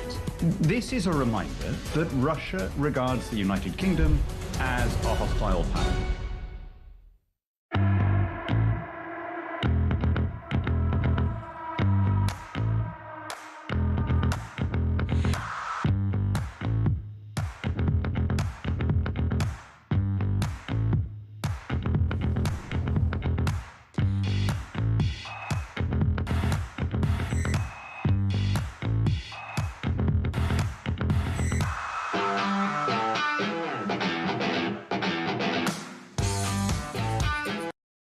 Across the UK, on DAB+, on YouTube, on your mobile, and on your side. This is Talk. This is Talk, the home of common sense, with me, Julia Hartley-Brewer. 11:26 is the time. Let's go live to Downing Street, where Talk presenter Peter Cardwell is, stalking the tearful Prime Minister. Very, very good morning to you. Good morning, Julia. Thank you so much for joining us. Well, we seen footage of Andy Burnham has now arrived in London. The only thing standing between him and being sworn in as an MP today was the West Coast main line. He's managed to survive that, to get to London. He's going to be here. I hope he's wearing a black T-shirt, as used Trayton jeans. I'm hoping he will be putting a tie on, as he's required to in the House of Commons when he does that. Fascinating to see not just the Prime Minister's resignation, but Andy Burnham throwing his hat in the ring, and crucially also Wes Streeting abandoning his leadership bid. What do you make of it all? Well, I think what's on track is not just Andy Burnham getting into Parliament, getting sworn in, but probably a coronation. It's highly unlikely there's any other Labour MP who could command over 200 of his or her fellow MPs. That's what Andy Burnham says he has at the moment. Wes Streeting either didn't have the numbers or at least just saw the writing on the wall for an Andy Burnham victory. It'd be interesting to see what deal, if any, has been done by Wes Streeting and Andy Burnham. I wouldn't be surprised if we see Wes Streeting in one of the great offices of state, possibly even Chancellor. Yeah. Look over there at that man who can do all those nasty things and raise your taxes and do all sorts of difficult things with welfare, therefore not reflecting badly on Andy Burnham. That wouldn't surprise me. So I think the sands have shifted very dramatically, even in the last few minutes here in Westminster, never mind in the last couple of hours with the resignation of the Prime Minister, Keir Starmer. And indeed. Now, Keir Starmer talked an awful lot about the honour that it had been, and he was going with grace and all this. And of course, we all know actually he was dragged kicking and screaming out, and that he'd been holed up in Chequers after speaking to members of the Cabinet, done a ring round after that Makerfield by-election. And it was a stonking victory, 55% of the vote for Andy Burnham. I think a lot of people think, you've got to remember, the Reform, who came second, and Andy Burnham had exactly the same basic campaign unofficial slogan, which is, vote Burnham, get Starmer out, and he is out. But clearly that put the wind up quite a lot of MPs who were wavering and realised, right, the tide is turning. Burnham's in. He's got at least a mandate from a working class northern red wall Leave voting seat, took on Reform. They're reading, in my view, way too much into that victory. It's just that was an anti-Keir Starmer vote, in my view. But he is a popular figure right now, but very easy to be popular if you haven't actually told people what you're going to do. Have you managed? I've read every single piece going. I've read stuff that he's authored himself. I genuinely can't work out who Andy Burnham is and what he believes in, other than this bizarre Manchesterism thing, and no one's got a clue what that is. But I'm wondering if we know more about him than we knew about Keir Starmer, because, again, Keir Starmer ran on the left in 2020 for the leadership of the Labour Party, and then ran sort of as almost a Blairite in 2024, and we had no idea what we'd get, and we didn't like what we did get. Do you think that's what's going to happen to Burnham? I think that's exactly what's going to happen with Andy Burnham. Also with Keir Starmer, at least there was some testing, at least there were some interviews, at least there was a manifesto, at least there was 4 years. Something that we could... Yes, well, exactly. There was a record, whereas with Andy Burnham, he'll point to his record in Manchester, but having a £3 billion budget as Mayor of Manchester is very, very different from having a £1.4 trillion budget as Prime Minister. You also don't have to deal with a lot of things like defence spending, huge issue recently, as we both know, or foreign affairs more generally. So there are lots of things that Keir Starmer has done, probably not very well actually, that Andy Burnham has never done. He's been Health Secretary. He's only ever dealt with domestic briefs. He was Chief Secretary to the Treasury and a Home Office Minister and so on. He's never dealt with foreign affairs. He's never dealt with defence. Those are two sort of huge issues, as well as the big challenges with the economy that Keir Starmer said, everything's fine. This morning, I think, was pretty delusional. Yes. Very interesting from Andy Burnham's perspective, as well as when you're a mayor, what you can say is everything that goes well, by the way, that was me, aren't I great? Everything that goes badly, big bad Westminster. Yeah, absolutely. Well, look, I mean, let's just look at, the Prime Minister said he was going to go. He said he's going to stay on, wants a new Prime Minister in place before new Labour leader. He's resigning as Labour leader, not as Prime Minister. He's staying on until before September. But 9th of July is when the nominations open to be Labour leader. Andy Burnham has said categorically, I think this is the first time he's done that, I will put myself forward as part of this process. After saying the usual, Keir's given huge service to to our country, thanking him for his leadership and dedication during such a challenging period. I mean, he can do that. I wouldn't. Thanks, but no thanks, I'd say. It was fascinating. Within minutes, we had a post. I mean, Angela Rayner, she's reacted to the resignation. She hasn't mentioned anything about running. We're pretty sure she's very, very supportive of Andy Burnham. She was up there campaigning most days in Makerfield.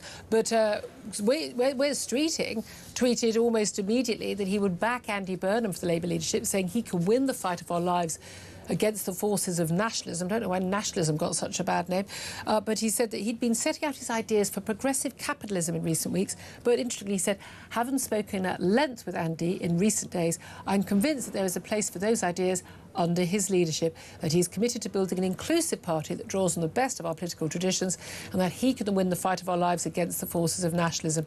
We could spend the summer exaggerating small differences, or we can roll up our sleeves and help him to deliver the change our party and country needs. That is the choice I'm making. I hope that everyone else will back Andy too. Realistically, the only other name that's really been touted as someone who could take him on was Al Carnes, the outgoing Armed Forces Minister. He said Keir has done the right thing, and he says we have the ideas, we have the talent, we need the courage and leadership to deliver them. That's what comes next. Not necessarily a suggestion that he's going to run. It looks like it's going to be a coronation, in which case we could be seeing Prime Minister Andy Burnham by the 17th or 18th of July, the day after the nominations close. Yeah. Is Andy Burnham ready for office on the 18th of July? He will think so. He will think, as a former cabinet minister, as someone who's been mayor of a major city region in our country, that he's ready. Clearly the Labour Party think he's ready. Wes Streeting has calculated that he doesn't have the numbers. Maybe a deal has been done behind the scenes. Angela Rayner knows that she would have a seriously high-profile cabinet position. I think people like Louise Hay will come back, for example, which is fascinating given that she was sacked for lying about stealing mobile phones. I mean, it's just crazy. At one point she was being touted as a possible chancellor. Yeah, I know. I mean, it is just, well, she's probably not going to be Home Secretary. I don't think the police would have a huge truck with her with a criminal conviction. Interestingly, I think in all of this, Al Carnes is a pivotal figure because he doesn't have the numbers, but he does have a lot of credibility when it comes to defence. And the big question for Andy Burnham is, will he find that money for defence? Someone like Al Carnes inside your tent is better than outside the tent. Yeah. Could he be Defence Secretary? You know, there's a lot going on here. I think it's a bad day for Darren Jones. Obviously, we will all weep with that news. I think it's a bad day probably for Peter Kyle as well, unless his friend Wes Streeting can save him. But we'll see big changes in the cabinet. We'll see big changes in the personalities at the top of Labour. The question is, will there be a change of direction hugely? And is Andy Burnham someone who can actually deliver change and convince the country that Labour is anything more than an also-ran, certainly when it comes to an election in perhaps 3 years' time, perhaps sooner than that. Nigel Farage today calling for a general election. I don't think he's going to get it. No, indeed. But again, we had a manifesto in 2024 for Labour with a big picture of Keir Starmer on white background with the word change. I mean, genuinely, it's all we've heard about. Andy Burnham, change. What change? To what? What are you going to do? We haven't had him outline. As you said, he hasn't talked about defence. He hasn't talked about foreign policy. These are crucial things. Can't wait to see his first meeting, if he gets one with Donald Trump. That will be hilarious. I mean, to be fair, Keir Starmer didn't do badly on that front. Give him credit on that. That's a difficult one to work your way through. But, I mean, we have no idea. I mean, other than the fact everyone says he's soft left. He calls himself, so did Keir Starmer, a socialist. Lots of talk of actually, you know, tax on the wealthy and all of this stuff. You know, a lot of the people who are supporting him, they are expecting him to shift to the left. But that's not where the country is. You're absolutely right, and I think being all things to all men and women is something that Andy Burnham can do at the moment. I would be very surprised if he does many interviews, if he does holds himself up to any great level of scrutiny, because he knows he has this in the bag. All he has to do now is sit there and do nothing. People will project their version of what they want him to do onto Andy Burnham. He will say very little and then govern how he wants to govern, and that is, you know, there's a real freedom in office. And when it comes to change, Julia, all I would say is change is inevitable, except from vending machines. Peter Cardwell, live from Downing Street there, talk presenter. In fact, lots of banging and things, like they're putting away trucks and things. We had that awful noise, didn't we, Claire Pistol, when Keir Starmer was first speaking. And we've had this before, people shouting him down, please music. That, of course, was our old friend, Steve Bray, Mr. Stop Brexit. Yeah. I've almost come to blows with that man. I really have over the years. Lots have. I've actually been live on Sky News and just turned around and went, will you shut up? Can't hear myself think. I'm being asked a question, I can't even hear it. I have to say, I don't think anyone's actually, at that point, had ever done that to him. But he was playing some very loud classical music. I can't remember what it was. It was Ode to Joy. Was it Ode to Joy? It was. I thought it was, but I didn't want to tempt fate by it not being. But No. again, it's so inappropriate. We're going to have to stop these outdoor announcements because that is just, it's ridiculous. Yes, and I know that he has a right to do that, but also I think we the have a right police to hear should the move Prime that- Minister. Precisely, and the police should be able to move I that don't on. think you have a right to protest how you want, as loud as you want, at any time that you want, wherever you want. I'm No. sorry, I No, don't no. think that You is shouldn't. part of the protesting. Anyway, by the way, Kemi Badenoch has just replied to Wes Streeting's letter, which he put out on X, saying he's not running. And she said, if you're not running, what are we waiting for? She wants Andy Burnham in office as soon as he does. Except I don't think Andy Burnham wants to come in just yet. I don't think he's ready. 11:36 is the time. We're going to take a quick break. Up next, going to be talking to Carl Turner. He was a Labour MP. Andy Burnham is about to become a Labour MP later today. But Carl Turner is now an independent for Hull East. I wonder if he's going to be a Labour MP within a few weeks again. We'll find out what he thinks up next. This is Talk.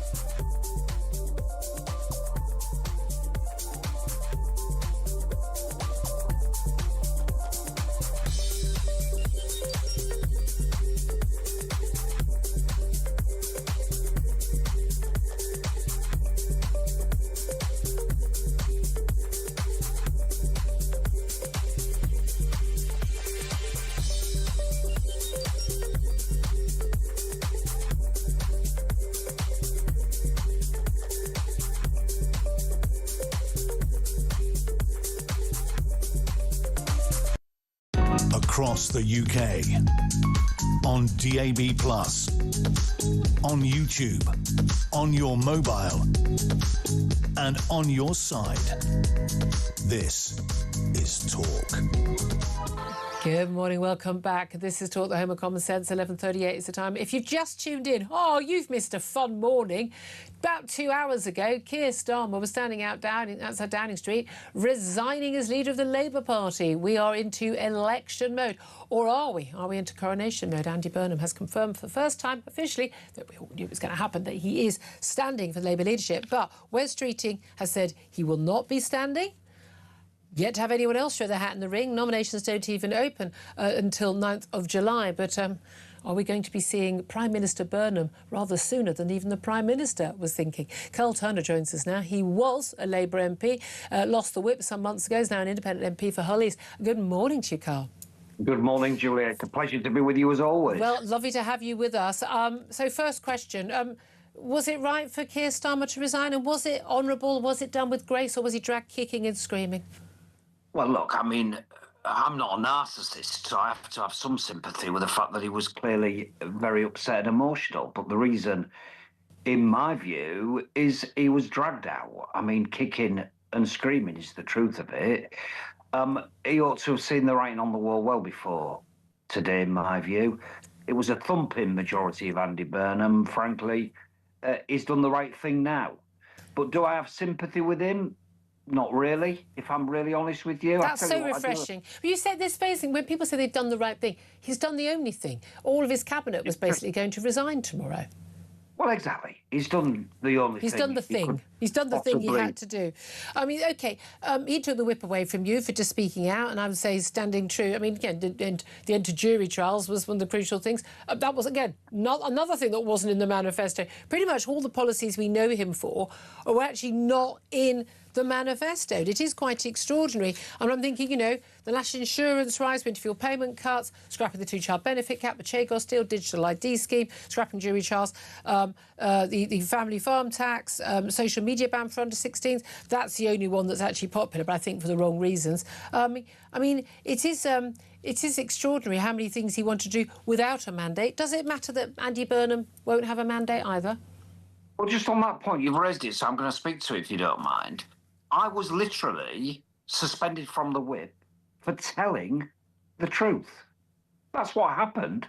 I was suspended from the whip for saying this stuff is ludicrous and won't work. That's what was happening under Keir Starmer's leadership. So my sympathy is diminished as a result of the fact of the way people were treated. Are you hoping to get the whip back? Keir Starmer.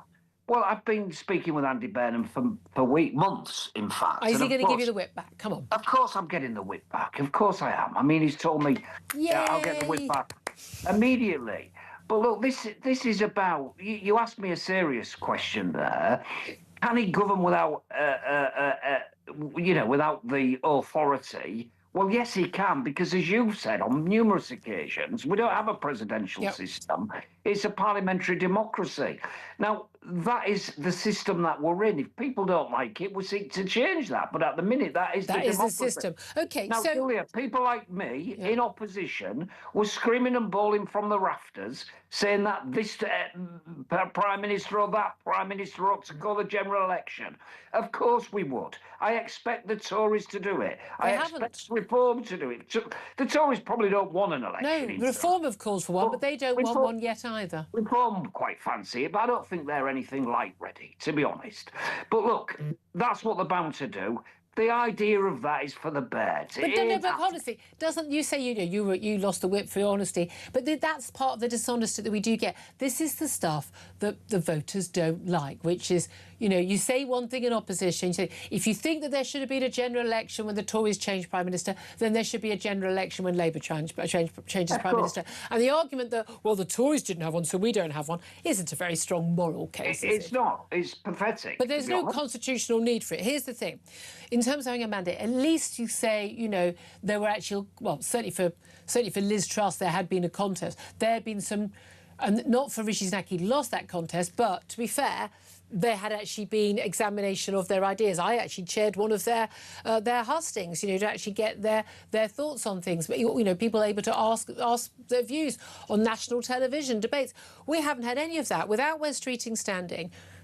doesn't look necessarily like Al Khan's is going to stand. It looks right now that we could not have any contest at all. It would be a coronation of Andy Burnham. You said you've been talking to him lots. I've been reading everything I know about him. I've known him for years. I haven't got a clue what his policies would be. This is going to be someone who hasn't got the mandate of being the leader of the party from his manifesto, whose ideas, whose plans, who he's going to be in his cabinet, we haven't got a clue about. That is a bit of a risk for Labour, isn't it? Well, there's a couple of things to this. Firstly, we did stand in 2024 on a manifesto, which is still the manifesto on the programme for government. Change. It just did. Change. Well, you've just mentioned in your previous interview, there was two things on that manifesto. One was a picture of Keir Starmer and the word change. Well, promise made and promise delivered in that sense. Because he's got, let's be honest. But look, I mean, I don't really want to make light of it, but I am cheesed off, Julia, because what we promised in opposition was competence, and it's been anything but. I'm embarrassed. I'm really, truly, honestly, I am embarrassed because I did think we would be competent. We've not been. We've done some stuff, and Keir reeled a few of them off, and I'm proud of the achievements we've made if it's changing the lives of people in Eastall. But actually... it's been a chaotic, incompetent and embarrassing government under Keir's leadership. That's just the truth. We can't get away from it. Will he be better, Andy Burnham? Yeah, I think he will. I think he has got a plan. There have been things happening in the background. I'm not going to give any trade secrets away, but people have been working on policy documents and commissions. I've been involved to an extent on one of them. Jury trials. When it comes to the criminal justice system and justice per Can you give us a little bit of a clue? That, Julia, has been headed up by very, very big, heavyweight academics and practitioners and judges if you're not going to give us an idea about the system. If you're not going to give us specific policies, I'd love you to do so. Can you give us a clue in terms of the general direction? Is he going to be, as lots of people are talking about, I mean, even Richard Tice Reform was saying, the Green vote's going to slip away because people see Burnham is on the left. He's called himself a socialist. People say he's soft left. I mean, he's not hard left Jeremy Corbyn. but he's certainly closer on a lot of things to Jeremy Corbyn than he is to Keir Starmer. Where is he on the spectrum? What kind of government are we going to see? Because it's not going to be Blairite, is it? I think, Julia, what I would say about Andy Burnham is he is a pragmatist, right? And that's sometimes frustrating because he's often accused of flip-floppery. Well, I don't think it is flip-floppery. I think he's a person who will listen, he will take on the debate, he will see what the politics of a thing is, and he'll make a decision, and he'll stand by it.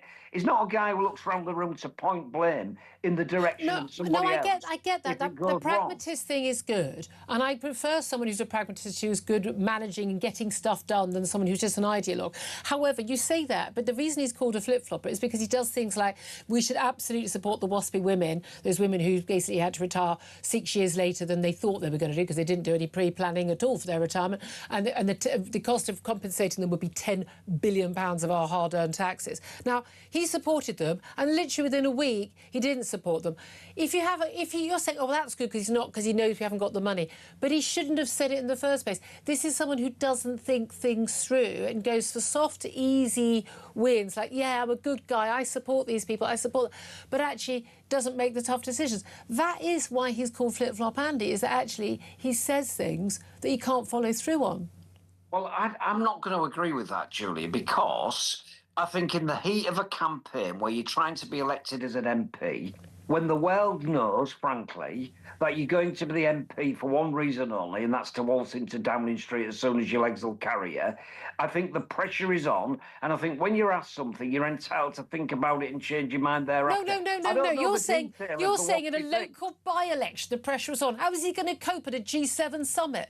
Well, because he'll be the Prime Minister by then. So he's just going to say whatever he can get away with then? I don't think he was saying whatever he can get away with. I think he was saying that it was right that the WASPy women should be compensated. He had said it was immoral not to compensate them, and then he backtracked on it. He did. Now, I believe it's insane to offer them compensation, and I've always said that. But he's not consistent because he doesn't believe in anything.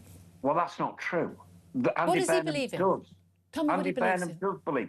Well, you ask what his politics is. I think he's on probably the same wing or branch of the Labour Party as me, really. He's soft left. He's not a mad left-wing, Corbynista type politician, but he is a socialist, I think, and so am I, and he is pragmatic, and he will want to get stuff done in a way which he feels is fair for everybody. And I think he will have to come up with some really difficult decisions. That's what being in number 10 Downing Street is about. Okay. Well, we'll see. By the way, I'm going to actually query whether or not you can be a socialist and be pragmatic and at the same time, because I think it's one or the other. I've got a socialist dog as well, Julia, which she's desperate to say hello. She's got no choice, poor thing.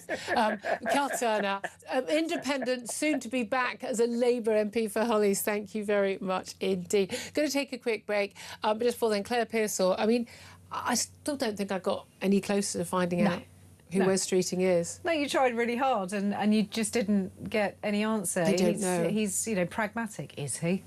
Why? Where's the proof of that? Pragmatic means that you just say what can you get away with at the time. Yeah. I like someone being pragmatic, but I also want someone who actually believes in something. Yes. As opposed to, I'm believing in social justice. What does that mean? What does that mean? Like, what does that actually mean in practice? What does change mean? Yeah, exactly. Well, same thing, exactly. aren't we? Well, up next, we're going to try and find out if my next guest is after a break. We're going to talk to Luke Sullivan. He was political director to Keir Starmer for 3 years. What does he make of his resignation and what follows next? This is Talk.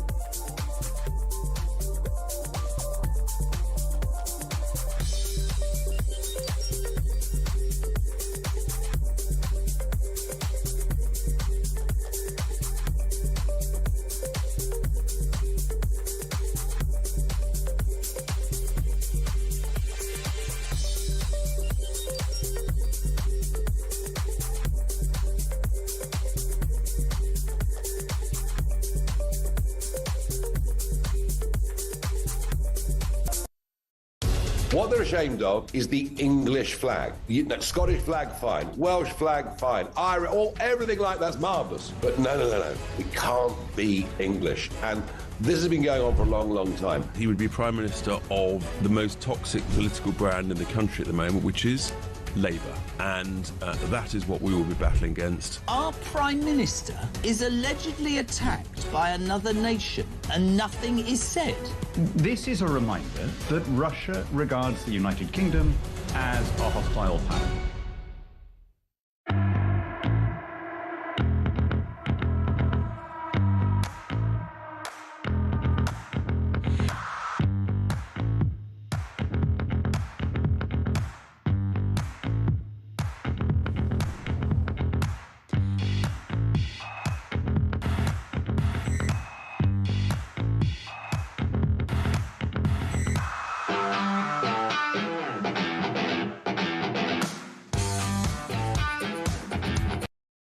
Across the UK, on DAB+, on YouTube, on your mobile, and on your side.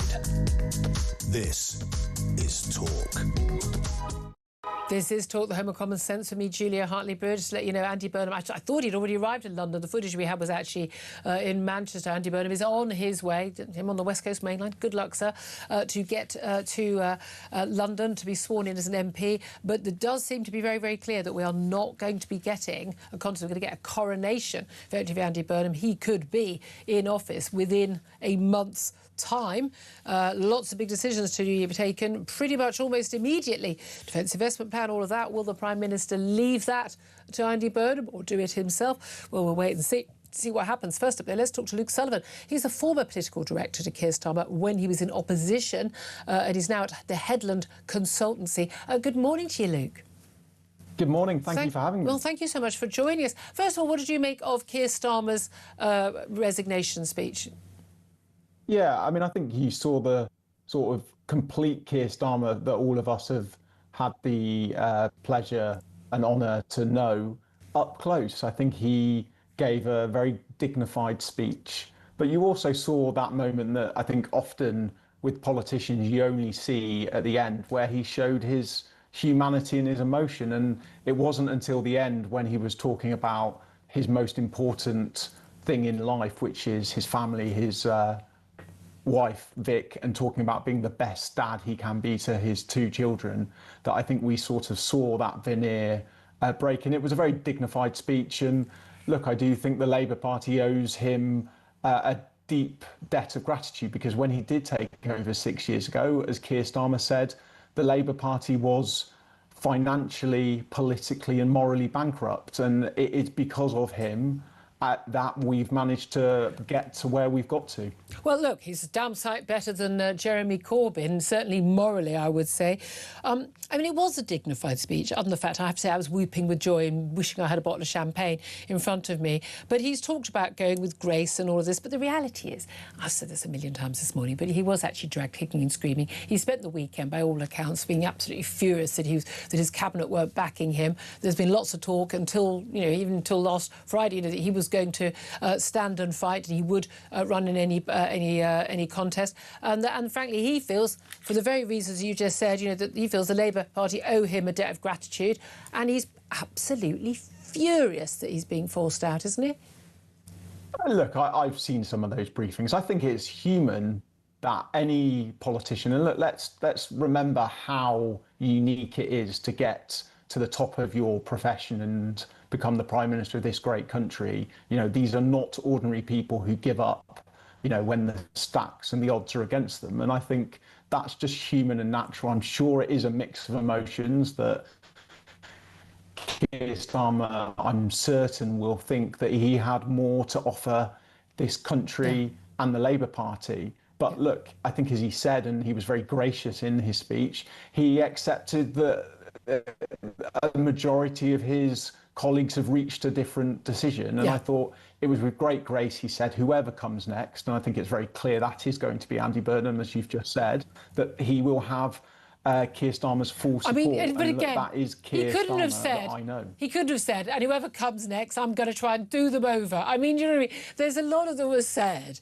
that you have to say, I mean, it's the sort of thing you have to say, you know, if one of your colleagues was leaving and your boss and you absolutely hated them, you'd still say a lot of those nice things.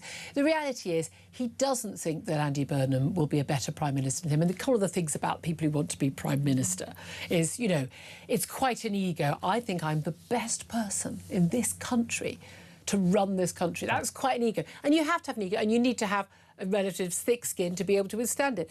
But he has been extraordinarily unpopular. I mean, and a lot of people are questioning, particularly those on the left, like, how does a man who is so blatantly bland, so devoid of any noticeable personality or indeed opinions on anything, as far as I can tell, other than the fact that he thinks half of us are bigots, how did he become such a figure of hate in this country and so unpopular so quickly? What took the Tory party, you know, 12 years to get to, he managed in just 2.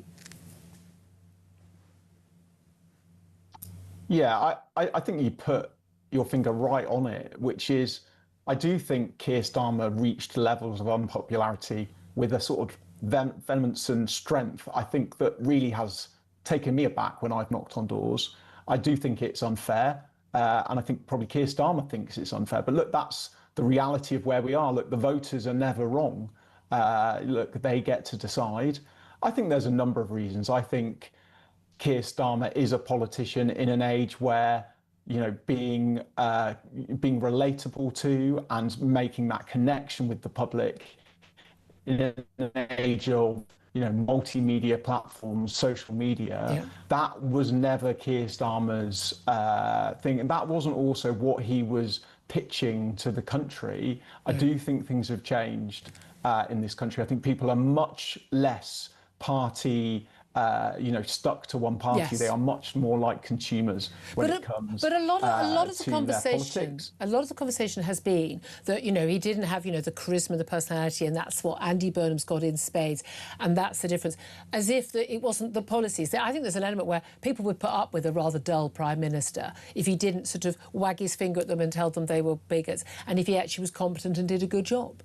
I mean, I think people would actually, I would happily have that, but is personality and charisma, is that going to be enough to turn the big ship Labour around from where you are in the polls? I mean, a one Makerfield by-election victory does not a general election make. Look, I mean, look, we haven't got enough time to go into the comment about bigot, but look, the key test for Andy Burnham is going to be that competence, and has he got what it takes to, you know, put this country on the right course? He's got less than 3 years to do it. The stakes are incredibly high, not just for the country, but also for the Labour Party. Andy Burnham and the whole of the Labour Party aren't going to get a second chance here. They absolutely have to get it right, otherwise the voters will throw them out on their ear. Absolutely. I'd love another chance to have a conversation about the bigot comment, but we don't. You're quite right. We don't have time. Luke Sutherland, really appreciate you joining us. Former political director to Keir Starmer before he was in office, now at the Headland Consultancy. Coming up, we're going to take a quick break. We're going to be hearing more from Claire Pearce. We'll be hearing more from you. Get to more of your calls. 0344 499 1000. I promise we'll get to your calls. We're also going to be talking to Lord Foulkes, the Labour peer. That always goes well. And Paul Mason, Labour Party activist, about what we can expect from a Burnham premiership. Oh yeah, Adam Bolton's going to be on as well. I think there's probably going to be shouting. This is Talk.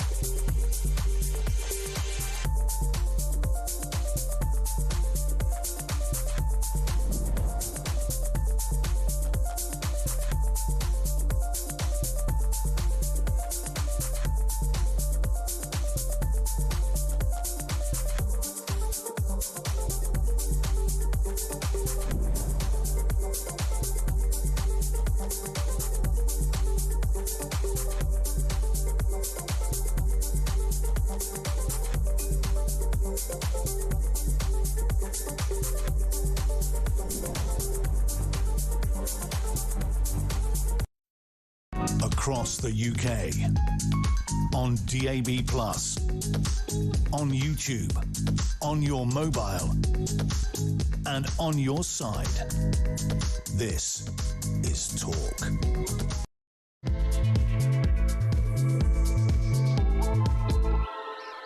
A very, very good afternoon to you. It very much is a very, very good afternoon this Monday, because Keir Starmer has resigned as the leader of the Labour Party, and very soon to go as our Prime Minister, just so we can enjoy the frisson of happiness just one more time. Let's have a little watch to listen to what he had to say. The question my party is asking now is whether I am best placed to lead us into the next general election. I have heard the answer of my parliamentary party to that question, and I accept that answer with good grace. Every decision I've taken has been about putting the country I love first.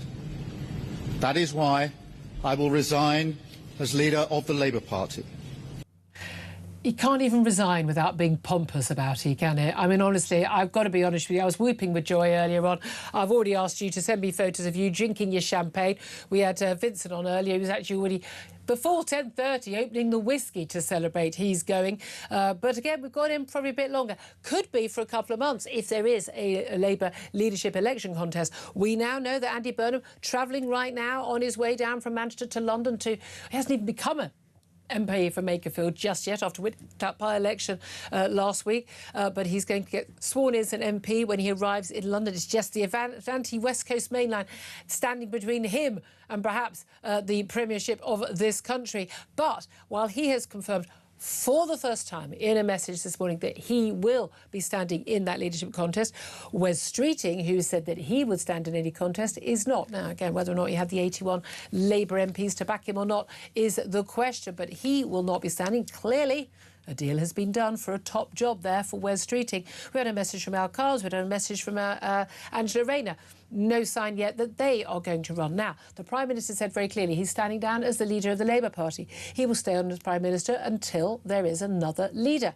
He said that nominations will open on the 9th of July for any candidate who has the 81 votes from other MPs to stand. Of course, any of those candidates standing will then go on the 17th of July.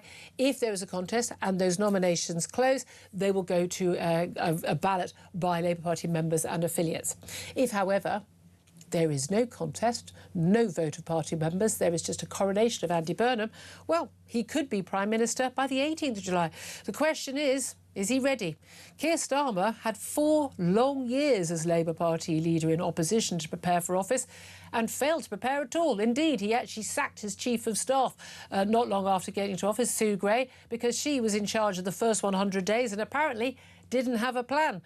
There's no evidence yet that Andy Burnham has a plan. We don't know what he wants to do, who he's going to appoint, what kind of Prime Minister he wants to be, what his vision is, what his plan is, what his philosophy is. We know nothing. But, you know, he wears black T-shirts and nightlife in Manchester is good. He's got charisma. Is that enough to make a great Prime Minister at a time when we need to slash that welfare bill? We need to be spending huge amounts more on defence. We need to be shoring up our position in the world. We need to be getting rid of net zero. We need to be tackling not just the boats, but net legal migration as well.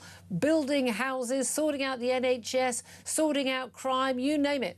An awful lot on the to-do list for the incoming Prime Minister. Is he the man to do it? I want to hear your thoughts. Going to get to your calls coming up very soon. 0344 499 1000 is the number to get in touch. You can text the word talk in your message to 87222. Get in touch with us on X at talkTV. I also want pictures of you popping open the champagne. I mean, it's midday. It's 5 o'clock somewhere in the world. You can open the fizz now. Don't pretend you're working from home. It's about 35 degrees. Of course you can open the fizz and celebrate. But do get in touch. Calls are charged at the national rate and text cost 1 standard network rate message. Claire Pearsall is joining us throughout the show, former Conservative Government Advisor. We were just saying at the break, it's gone really quickly this morning, hasn't it? Because I think we're enjoying ourselves. Is Andy Burnham the answer? No, I don't think he is. I mean, I'm not sure what the question is if Andy Burnham is the answer. And he's got to be sworn in as an MP. So I think everyone is getting ahead of themselves. Is he going to put a suit and tie on for that? He better do, because otherwise I think that the Deputy Speaker might take a real dim view if he doesn't turn up properly attired. Men are required to wear a jacket and tie. Absolutely are. Even Skinner used to wear one. So yes, he might get sort of hoofed out before he's even started. There are rumours going around that obviously when you're a new MP you don't have an office straight away if you come in on a by-election. So he's going to be camping with the government whips. That'll be fun. Yeah. I think he's probably expected to get a decent office fairly soon. Absolutely. So he doesn't have an office. And you think if you were the voters of Makerfield, surely you would be wanting him to answer all of your emails about potholes, hedges, benefits, schools, whatever the problem may be. He could have people for that. Isn't that what Prime Ministers and Cabinet Ministers do? He's only just got the job. Right. He probably won't. OK, right. Very, very good point. Right, well, let's talk about all of this with Lord Foulkes. George Foulkes is a Labour peer. He's a former minister under Tony Blair. Good afternoon to you, Lord Foulkes. Good afternoon, Julia. Thank you for joining us. So, do you think that it was the right thing for Keir Starmer to stand down and to make it clear he's not going to run in a contest against Andy Burnham? Well, you obviously did. You've been celebrating. I know. It's great. It's been really inappropriate for you to do that. Why? You're supposed to be an unbiased. No, I'm not. Commentator. No, I'm not. I don't work for the BBC. I don't work for a mainstream broadcaster. I am employed to give my opinions, which is this is opinion radio. No, George, you're quite wrong. Who would you like as Prime Minister then, Julia? No, I asked you the question. What did you ask? No, I asked you the question. You said it was inappropriate for me to say it. I said, was he right to resign and not stand again, not stand in a contest? I think he made his decision in the interest of the country, and he's done that all the way through, unlike people like you and all the other commentators who've been going on and on and on, relentlessly attacking him. The Daily Mail, the Telegraph, the Times, saying he's unpopular, shouting at him all the time, and not letting him get on with the job. Wait a second, how have we stopped him getting on with the job? Here's the thing. You say that, he did it in the interest of the country, and you're saying that, he's had all this criticism. The people who have ousted him, it's in the Daily Mail or me criticising him or on Talk. The people who have ousted him are his own cabinet and his own Labour backbench MPs. Well, in the end, they felt that because of the relentless criticism, it was better to suggest that he might, in the interest of the country, step down, and he's done that. Really? They don't believe... So they've got no loyalty and no faith in their own leader that they elected, and just under a bit of pressure from little old me and a few horrible right-wing newspapers, they've decided to turf out the best Prime Minister we've ever had. Come on, pull the other one, George. It's got bells on. He was elected. The interesting thing is the Labour Party elects our leader. The party that you seem to like, the Reform Party. You'd have no idea what my party allegiance is. How did he become the leader, that Farage man? How did he become leader of Reform? Was he elected? It's totally... I couldn't care less if they just drew straws. Any party... No. A political party is entitled to elect their leader. If they want to literally have a drinking contest to elect their leader, Labour Party, Tories, Reform, Greens, it's none of my business. I can choose whether I vote for them or not. Of course it's your business. This is a democracy, and parties... No, parties aren't democracies. For instance, Labour Party is completely different electoral system. In fact, you guys have changed how you elect a Labour leader about 10 times in my lifetime. Different parties have different electoral systems within, or they don't. But people know about that, and they can choose to vote for it or choose not to vote for their parties. That's none of your business. I want to be fair to the Conservative Party, the Lib Democrats, the SNP even. They all elect their leader. But Farage has never been elected by anyone. Well, he's elected in Clacton-on-Sea. In the party? No, I mean... if Andy Burnham ends up having a coronation, as looks very likely, with Wes Streeting, perhaps the most likely candidate against him, saying he won't run against him, he won't be elected either. So will that be outrageous? In a parliamentary democracy, the person who leads the party, which has the majority in the House, but he won't have been elected. Becomes Prime Minister. So the rules are different for different parties, are they? No. It's a parliamentary democracy. The person who controls Parliament, who has the largest... So the person who leads the biggest party is Prime Minister. I accept that, which is why there isn't a mandate. There is no need for a general election, and there wasn't when the Tories changed leader. However, I'm very consistent on this. I understand our constitution, but if he's not elected, you'll say he's got no. If he was. You say, Nigel Farage's not elected, he's not got any credibility, he's not elected, it's undemocratic. But neither will Andy Burnham be elected, so he won't have any credibility and he won't have a mandate. No. Well, you're just talking nonsense there, Julia. You're just contradicting yourself. No, you keep rabbiting on and talking nonsense, and ask a sensible question. I've tried. Ask a sensible question. Ask about Andy Burnham, West Streeting, okay. You're the one who brought that up. All right then, okay. Or who's going to do the... You think that Keir Starmer's done the right thing. I think he was dragged out kicking and screaming. I think he's absolutely spitting tax today, that everyone has betrayed him. They owe him. He turned around the Labour Party and is absolutely darn furious. He also doesn't think that Andy Burnham will be a better Prime Minister than him because he thinks he's been a good Prime Minister. But the polls say, and an awful lot of Labour backbenchers and Labour ministers, and now former ministers, when they speak freely, don't think he did a good job. Do you think he should have stayed in office? Yes, well, you've had me on before, and I supported him all the way through, and I would have supported him if he had stayed in office. But he came to the view that the best thing for the country was for him to resign because he thought that it was more likely that someone else in the Labour Party was more likely to win for Labour at the next general election. So this is all about 2029, or perhaps sooner. Do you expect that Andy Burnham will be a good Prime Minister, and if so, why or why not? I think he'll be an excellent Prime Minister. I supported him in his campaign when he first stood to be leader of the Labour Party. Did you? And he's got a lot of experience as a minister and as mayor of Greater Manchester. And I think he'll be a good Prime Minister. Why didn't he win in 2010 or 2015? Bearing in mind in 2010 he lost to Check's Notes Ed Miliband. Because he got fewer votes. I know he did. Why did he get fewer votes? Thank you for explaining elections to me again. Yes, well, who knows? Because times change, and he's had more experience now. Right. He's more credible now. He's now great experience as mayor of Greater Manchester.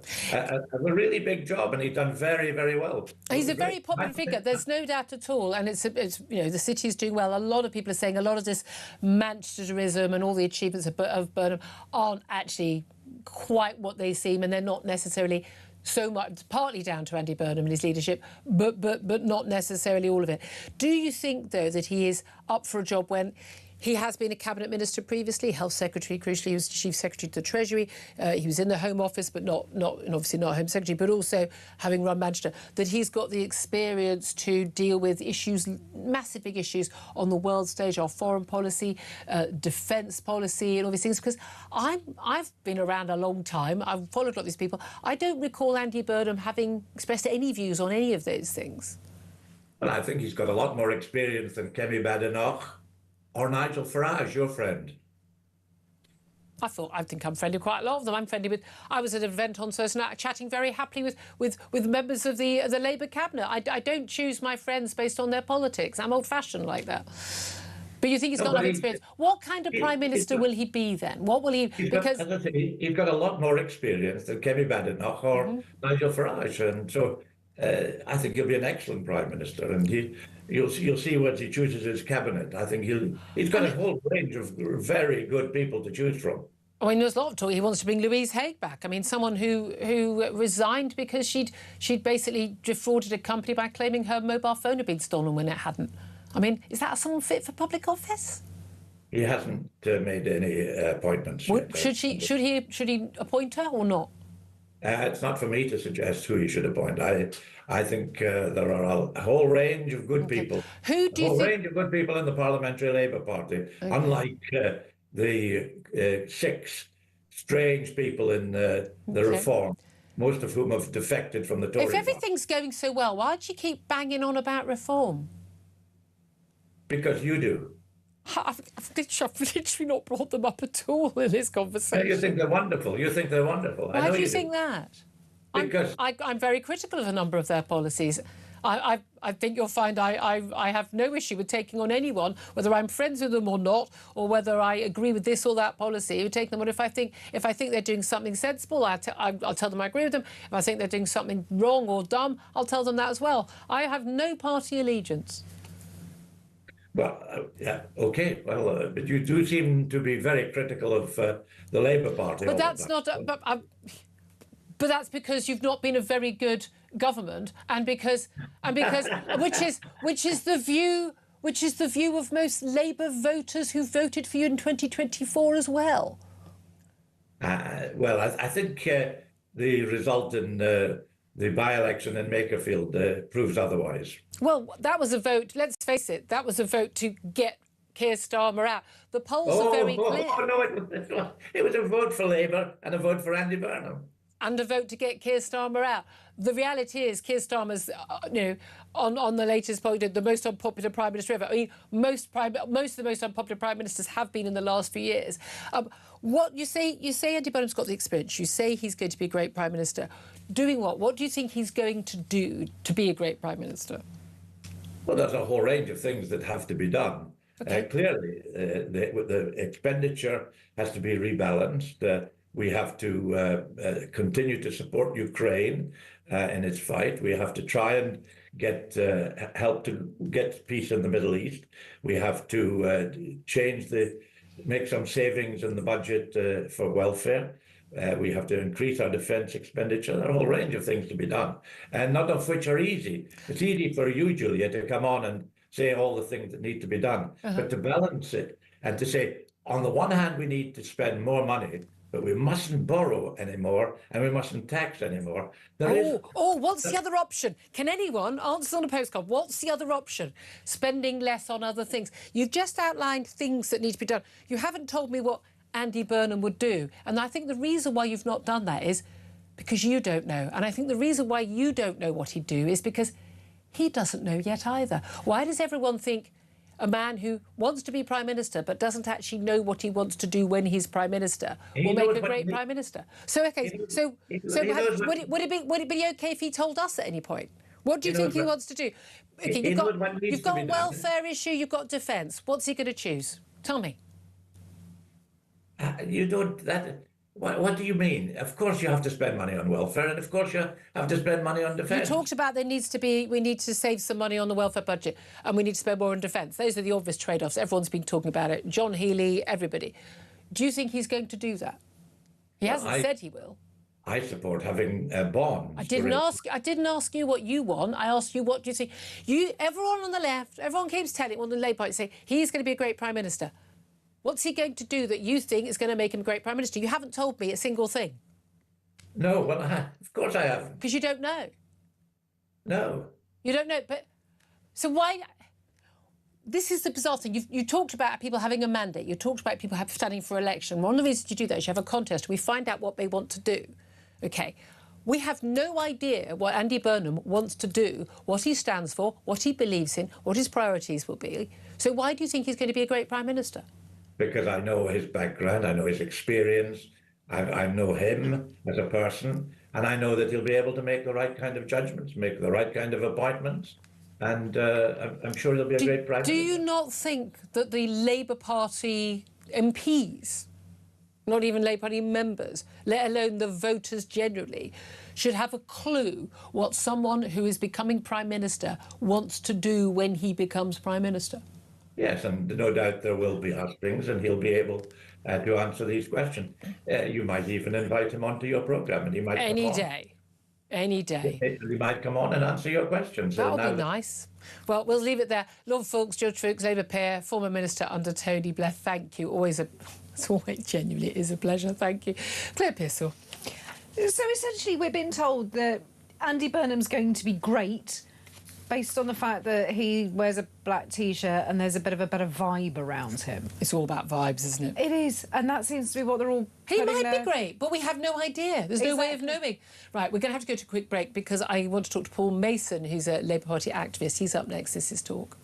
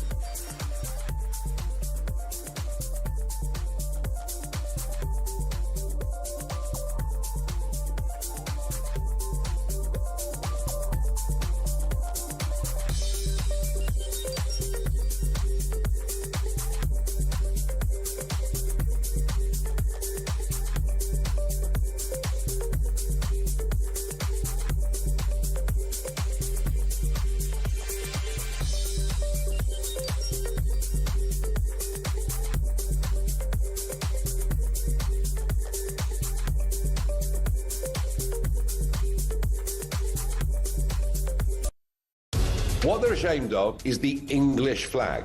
Scottish flag, fine. Welsh flag, fine. Irish, everything like that's marvellous. But no. We can't be English. And this has been going on for a long, long time. He would be Prime Minister of the most toxic political brand in the country at the moment, which is Labour. And that is what we will be battling against. Our Prime Minister is allegedly attacked by another nation and nothing is said. This is a reminder that Russia regards the United Kingdom as a hostile power. Across the UK, on DAB+, on YouTube, on your mobile, and on your side. This is Talk. This is Talk, the Home of Common Sense with me, Julia Hartley-Brewer. Let's get straight to my next guest, and I promise we will get to your calls. Plenty on the board, your thoughts on the resignation of the Prime Minister. What do you make of him, and what do you make of Andy Burnham? He's definitely running. Haven't got any rivals so far. Could be a coronation as early as the 18th of July. Let's talk to Paul Mason. He's a journalist and Labour Party activist and joins us. Very good afternoon to you, Paul. Afternoon. Can you hear me? Good afternoon, Julia. Oh, we've got you. Lovely. Thank you so much for joining us. So, Paul, I mean, just first of all, what do you make of Keir Starmer's resignation? We just had Norfolk saying, and lots of other guests, it was, it was done in good grace and it was the honourable thing to do. But is the reality he didn't have a choice? He had to go. The Cabinet were going to walk tomorrow. I think that's right. It's very sad. And I'm sorry to see him go because he's someone that I worked with to try and get him to become leader. I was involved with the discussions with Keir Starmer in late 2019, early 2020, when he wanted to become leader. I thought he was the right person. I'm very sad to see him go. I don't think it's been working for a while, however, and I think the loss of John Healey in the resignation a few days ago was, for me, the last straw. I just think failing to fund defence, having said it's your number one priority, was not a credible position for the Prime Minister to take. And from then on, I think the writing was a little bit on the wall. Well, indeed, it's interesting that. But and again, he was actually a very good leader of the opposition, wasn't he? Again, he turned around the Labour Party. There's no doubt at all about that after the Corbynista years and the problem with anti-Semitism. It's not entirely gone, I would like to say. Luckily, a lot of those people have just been ousted from the party. But when it comes to... Well, they're to... all in the Greens now, Julia. This is very true. But when it comes to actually being Prime Minister, it turns out he wasn't going to deliver. You see him, he's incredibly unpopular. A lot of his unpopularity is not, as Lord Fawkes was just saying, down to people like me carping from the sidelines, but to even his own backbenchers. Lots and lots of rebellions over things like trying to cut the increase in welfare, over winter fuel payments and things like that. A lot of his problems in office were down to he didn't really have a plan. He had a wishy-washy change manifesto without a plan behind it. Did you think that there was a plan and that he did know what he was going to do, he was just keeping quiet? Or were you shocked to discover there literally wasn't a plan for office? Oh, I think there was a plan for office, but there was no plan B for what do you do when it doesn't work. And what I mean by that is that they had the 5 missions, high growth, clean energy, safe streets, those things are all deliverable by a government. The problem is the headwinds, the economic stagnation, latterly the Trump situation internationally, all gets in the way of that. So the trade, the tariffs is what I'm referring to there. And what I don't think either Keir Starmer or Rachel Reeves ever quite had a plan B for how they were going to surmount the obstacles to growth once they hit those obstacles. The events, dear boy, events that hit every government. But this is it. And again, but a lot of it is, when you think about the things that were not, that made him not popular, they weren't in the manifesto. They weren't part of the plan. That rise of national insurance for employers, which basically killed off jobs, winter fuel payment cut, scrapping the 2-child benefit cap, very popular with Labour MPs, not popular even with Labour voters, the Chagos deal, digital ID, the family farm tax, scrapping jury trials. I mean, this stuff just came out of absolute nowhere. Well, I think, for example, the jury trials thing is an attempt to deliver justice above all for women and girls who, for people who've suffered sexual violence and not getting to see the perpetrators tried. Rubbish. Scrapping jury trials will not speed up trials. There's not a single shred of evidence for that. Well, I think there is, but let's try and concentrate on your question, which is where did this all come from? For me, the thing that went wrong with Keir Starmer, above all, was his failure to grip the fact that the Treasury was not a growth department. It wasn't a department that had a growth strategy. It's something I've been very critical of, even as a Labour Party member and activist. But I think that then, for me, it's the Mandelson issue. It goes beyond any political or policy issue. In the Labour Party, we have this old saying, either we're for the workers or we're for the rich. And if we're for the workers, you don't spend your time fawning around rich people. And to appoint the man, before we go anywhere near the paedophilia issue, which is disgraceful, a man who basically had spent his life fawning on the rich, was, to me, a signal that Keir Starmer didn't get it. Yeah, I mean, that was, I mean, it was such a poor judgment, which could have been something that was left in the past when, of course, the Epstein papers were actually published. But he made it his problem and then, of course, tried to cover a lot of it up. Let's talk to you about Andy Burnham. I know I hadn't realised before we went to we had such short time with you, so I will get to. I hope do come on again this week, though. We've got have a bit longer. But in terms of Andy Burnham, we're told, he's on his way down to London. He's going to be sworn in as an MP. He's Mr. Charisma, successful mayor of Manchester. It looks like he's not going to have to even face a contest. He's going to have a coronation. Could be a Prime Minister by the 18th of July. Do you have a clue what he wants to do as Prime Minister? I have, actually. Do you mind telling us? Well, I'll tell you what I think it is. I'm from the same town as Andy Burnham. I was brought up in the same religion as Andy Burnham. He'll be the first Catholic Prime Minister if he becomes Prime Minister. Yep. And I know, because I know the man and co-presented with him at the Glasgow COP conference, that he is profoundly driven by the idea of social justice. That's what it's going to drive him. And in Manchester, he followed an agenda which he called a resilience agenda, which put him ahead of the game, for example, on COVID. Manchester's record on COVID was very good compared to the HM government's record because Burnham had done the work around resilience. I think he will come with some of those ideas. If you want, the ideas that are animating his supporters are very much around turning the Treasury into a growth department, turning the Treasury into a department that targets investment where it's going to matter to working people. So I think a lot of that. But let's remember, he's got to slot into an existing government. He cannot come in and do a clean sweep and say, "Hey, we're starting afresh." Because he doesn't have the mandate for that. But the thing is, big issues: spending on defence, cutting the welfare, net zero energy prices. Where does he stand on those three absolutely crucial issues? He has stated his support for the 3% of GDP defence target, which is the thing that John Healey resigned over. So number one. How's he going to deliver? I mean, you can support it. The Prime Minister supported it. The Prime Minister didn't deliver it. It's pocket money in terms of the 3 trillion debt we already run. The welfare issue is the bigger issue, and so Andy Burnham is going to have to navigate between various wings of the Labour Party, and there is a wing, as you mentioned, Julia, as the previous person mentioned, of the Labour Party in Parliament that just cannot bring itself to understand that the welfare bill is already capped. It's capped at a particular percentage of GDP, that we cannot go on breaking that cap, and therefore some hard choices about getting people back into work who can work and supporting those who can't. These are Labour choices. The one thing I agree with Rachel Reeves on, I've been a bit critical of her at Treasury, is that the Labour Party is a party of workers, and it has to deliver to them, particularly, as you say, as so much of their wages now have to be taken as tax. The number one group in society that we deliver to has to be people who get up in the morning, go to work.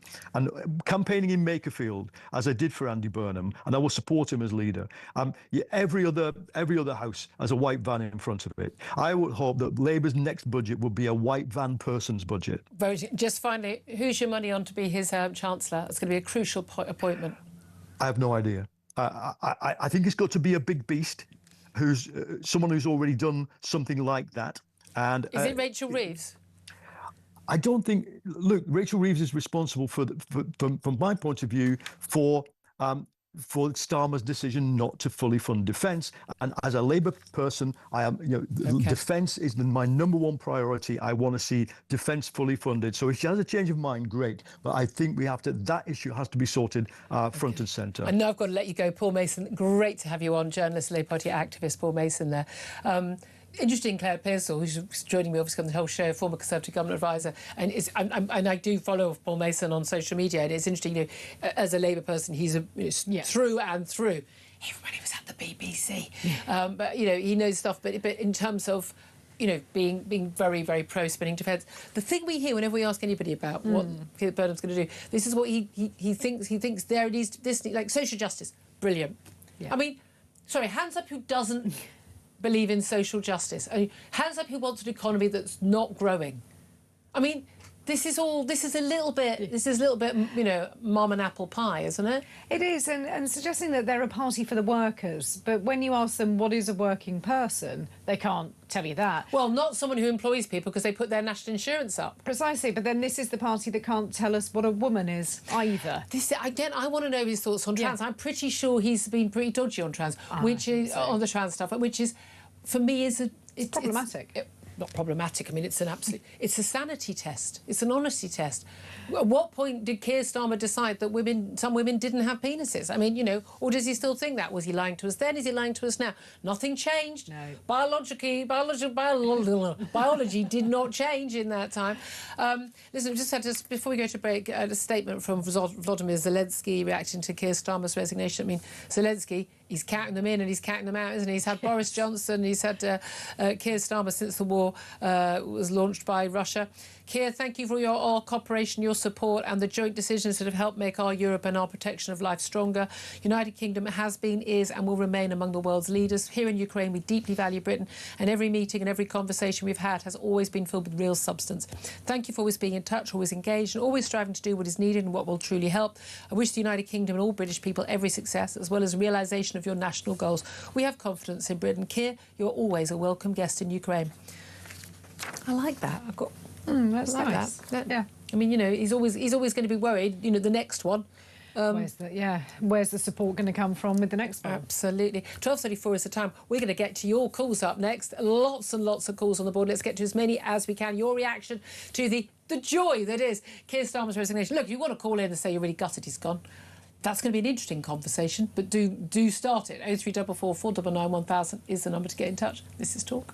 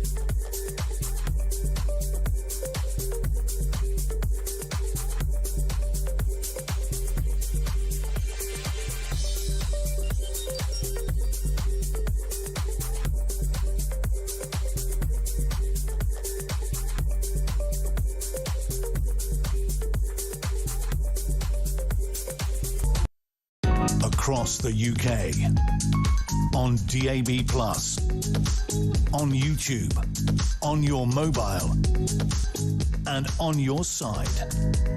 This is Talk. This is Talk, the home of common sense for me, Julia Hartley-Brewer. You've been calling in your droves, 0344 499 1000, lots of text messages as well. I'm going to get to those in just 1 minute. I do just want to play you a clip of Nigel Farage. We've played you for the Prime Minister. Got lots of tweets and things from Andy Burnham saying he's going to throw his hat in the ring. Andy West tweeting saying he's not non-committal from Al Khan, so I don't know whether he's still playing out behind the scenes. Realistically, we're looking at a coronation, for Andy Burnham as soon as the 18th of July. It's a Saturday.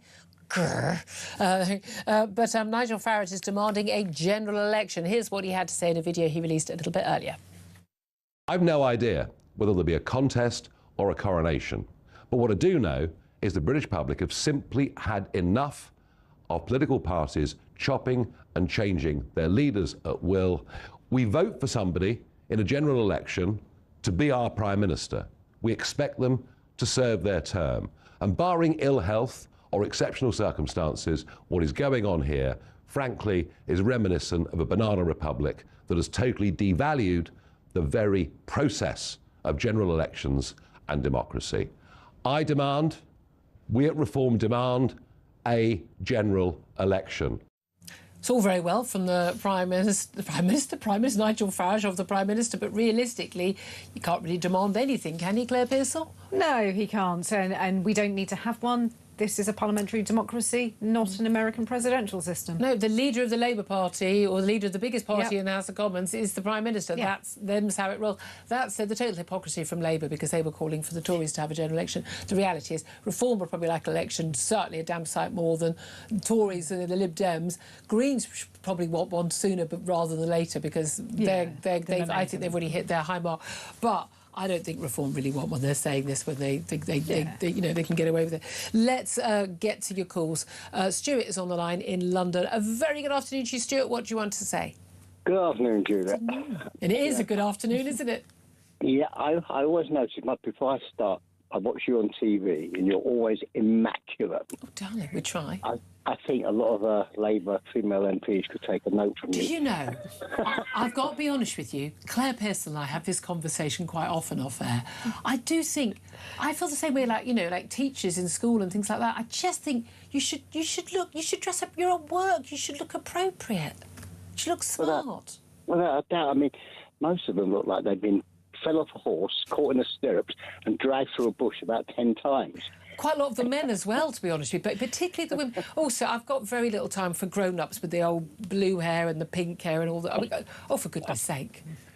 Look, it's not Anyway, Anyway, let's get to the point.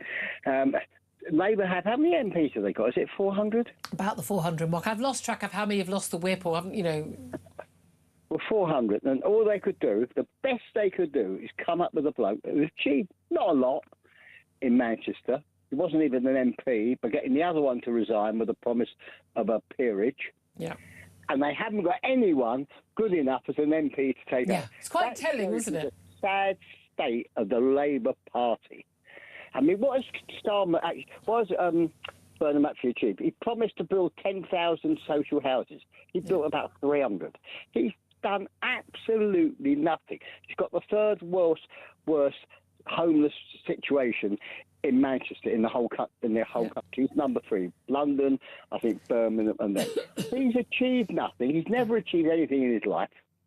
And suddenly this guy's a coronation. Why do they think he's the great white hope then? What is it? I mean, other than the fact that he is personable, he is very, honestly, he's really likeable. He's nice to interview. Hasn't been on for a long time. Used to come on during lockdown an awful lot. He played a blinder then, but he does come across as normal. He speaks human, which is more than Keir Starmer does.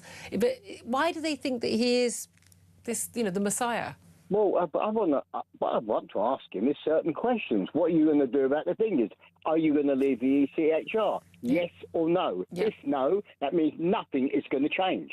They will keep coming. Are you going to scrap this net zero nonsense? So we could, instead of buying the oil and gas from Norway that drills in the North Sea, we can build our own in the North Sea and pay half the price. There's a lot of questions I'll have to ask them, and like anything, they'll skirt all round it. They go around miles and back and never answer a question. Yeah, and that is the trouble, isn't it? Because if you're just not going to get the answers, I just find it fascinating that someone could be, become our Prime Minister. We literally haven't got a clue what they're going to do. Stuart, thank you for that. Before I go to the next couple of calls, let's go to some messages. Boris, it could be. It could be. Boris Johnson, no, Boris says, good riddance to the worst UK Prime Minister ever. Genuinely, that could be him. Fred says, can Labour go too, please? Bye-bye, says Paul. Two-tier Keir has resigned, says Pete, to be replaced with Andy Crash and Burnham. Oh, loving your work, Pete. Sun headline writer job coming for you anytime soon. Ricardo says, thank goodness. Then again, Burnham won't be better. We need a general election. Get ready, Britain, says John. More mass illegal migrants under PM Andy Burnham. Scott says there should be a general election. Andy Burnham hasn't even been an MP for years, yet he's getting thrusted into the top spot with no mandate. Typical banana politics. Again, every PM change should require a new election. What's going to change, says Eliza? Absolutely nothing. Nikki says, now we're in serious trouble. And anyone but Angela Rayner, says Theo. I did write a piece for The Sun a while ago. If we're going to have a disastrous Labour government, let's do it properly. Let's go full throttle. Get the whole thing, get the crash over and done with. Let's go, Angie Rayner. Ed Miliband as a Chancellor. Just get it over and done with. Go out with a bang. That's what you need, isn't it? Wow, and that would be a bang, wouldn't it? Ian is in Cheshire. Hello, Ian. What do you want to say? Oh, hello, Julia. How are you? Very well, sir. I'm very chirpy. Yeah, so am I. Well, I put a bottle of Bollinger in the fridge over the weekend, hoping for this moment, and I've actually got it out about I got it out about an hour ago, and I opened it and I put it in a glass, and I drunk a little bit, and then I went, oh my God, Andy Burnham. I nearly coughed it all up. Have all the bubbles gone flat? The bubbles went flat, and I nearly lost about £15 worth in one glass. And I thought, Andy Burnham, luckily I live 20 miles from Andy Burnham's territory. Yeah. But this is a guy who spent £140 million of taxpayers' money to one developer in Manchester to turn it into a new look skyline. Yeah, I mean, that's the thing. There's been a lot about this whole Manchesterism, and a lot of it is a load of big developers made a lot of money with some very expensive housing. Yeah, absolutely. He gave £140 million of taxpayers' money on the premise that this developer would make about 2,000 or 3,000 affordable homes. Actually, 53 out of 10,000. Well, I'd say about 2,000 were actually made. There was a civil case going on at the moment. Andy Burnham was responsible for PFI in 2010 while health minister, and that's going to cost the country up to 2053 about £256 billion. So this guy has got a track record of disaster after disaster. The only ever thing he did for Manchester was free bus passes. Ask any 65-year-old, they love him. Everybody else hates him. But by the way, they're not free. They're subsidised. They're paid for by tax. Right. I want to have a law where you can't say things like free school meals. They're not free. They're subsidised by the taxpayer. But people think they're free. Yeah. They think it's free. They've just fluttered into the air somehow. This guy, they call him Mr. Flip-Flop up here. And that's what you'll get, Mr. Flip-Flop, Andy Burnham, that's his nickname. Do you have a clue about any policy that he wants to actually bring in? Absolutely. There's no policy in Manchester. He said he would, as Stuart said previously, he said he'd get rid of all the homeless on the streets of Manchester.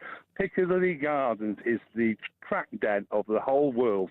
You have a walk around there. Well, you don't want to walk around there, but if you did and saw it, it's a disgrace. The places, I live in Cheshire, luckily, thank God my lucky stars. But when you go into Manchester, as soon as you cross the border of any part of Cheshire and you see Manchester, it's a tip. It's a tip. Can I just say, we knew you in China. We knew you lived in Cheshire because you'd opened a bottle of Bollinger on a Monday. It was a bit of a giveaway, Ian. Ian, thank you. Listen, save a glass for me. I'm on my way, my love. I'll finish at 1. Stephen is in Manchester, again, where, of course, Andy Burnham has been mayor for the last quite a few years now. Stephen, what do you make of Andy Burnham? Are you a fan? I don't see him as a solution because the whole political establishment is so dissociated from what this country needs. I don't see Sir Keir Starmer as a particular problem. He's a symptom. And things will go on. We are, 15 seconds to midnight in this country, demographically, culturally, and beyond anything, financially, it's a nightmare encroaching. And there's a failure to represent the will of the British people. They're not going to do it. Andy Burnham's not going to do it. It's going to be more expenditure, ignoring the will of the real native indigenous British again and again and again. In the immortal words of Enoch Powell, I look to the future and I am filled with forebodings. So you said he's just a symptom. Keir Starmer, maybe Andy Burnham as well. They're just same old, but load of politicians who are refusing to grasp the actual real problems we've got. Yeah, they will not tackle them. there are none so blind as those who will not see. When you go around areas in Manchester, or many other great cities now, they've lost their English perspective. They don't feel like England anymore, culturally. I think a lot of people feel that, absolutely, Stephen. And again, and people think, you can't say that. Yeah, you can, and it's what people are seeing in their real, lives. Stephen, thank you very much indeed. Well, he's not optimistic for the future. Mark is on the line. He's also in Manchester. Mark, what do you want to say? I just want to say that, to me, it's like handing a bucket over with a load of holes in it. It's not going to keep the water in it. This is the seventh time in 10 years. I think it's more a reflection of a systemic failure than it is an actual failure of the Prime Ministers. I just don't think they can do enough for the country. Is it a problem with voters, though? I think we've got a load of Prime Ministers who promise stuff which have no intention of delivering, and then we go, right, you're out. But there's also a problem with voters thinking they can do a load of stuff without us having to pay for it. Yeah, well, I think I've rung in before and said the most popular politicians at the moment are Mr. and Mrs. Change. Yeah. And, it's just about that. I mean, people are just fed up. They want change, so they keep voting. And then someone comes in, they don't deliver within a period of a year or two, or even months. And they're out. Yeah, I think people could have. System more than anything else. I think people could have coped with him not to relate. If you're in the right direct, if you're literally going in the right direction, we'd go fair enough. But again, I don't see any evidence of that whatsoever. Mark, thank you very much. Interesting to have two sort of quite negative calls there, Claire. It is, isn't it? And I think that shows you just how split everybody is on this issue. And people don't like what they're doing, the Labour Party. Absolutely. Going to take a quick break. More of your calls coming up. This is Talk.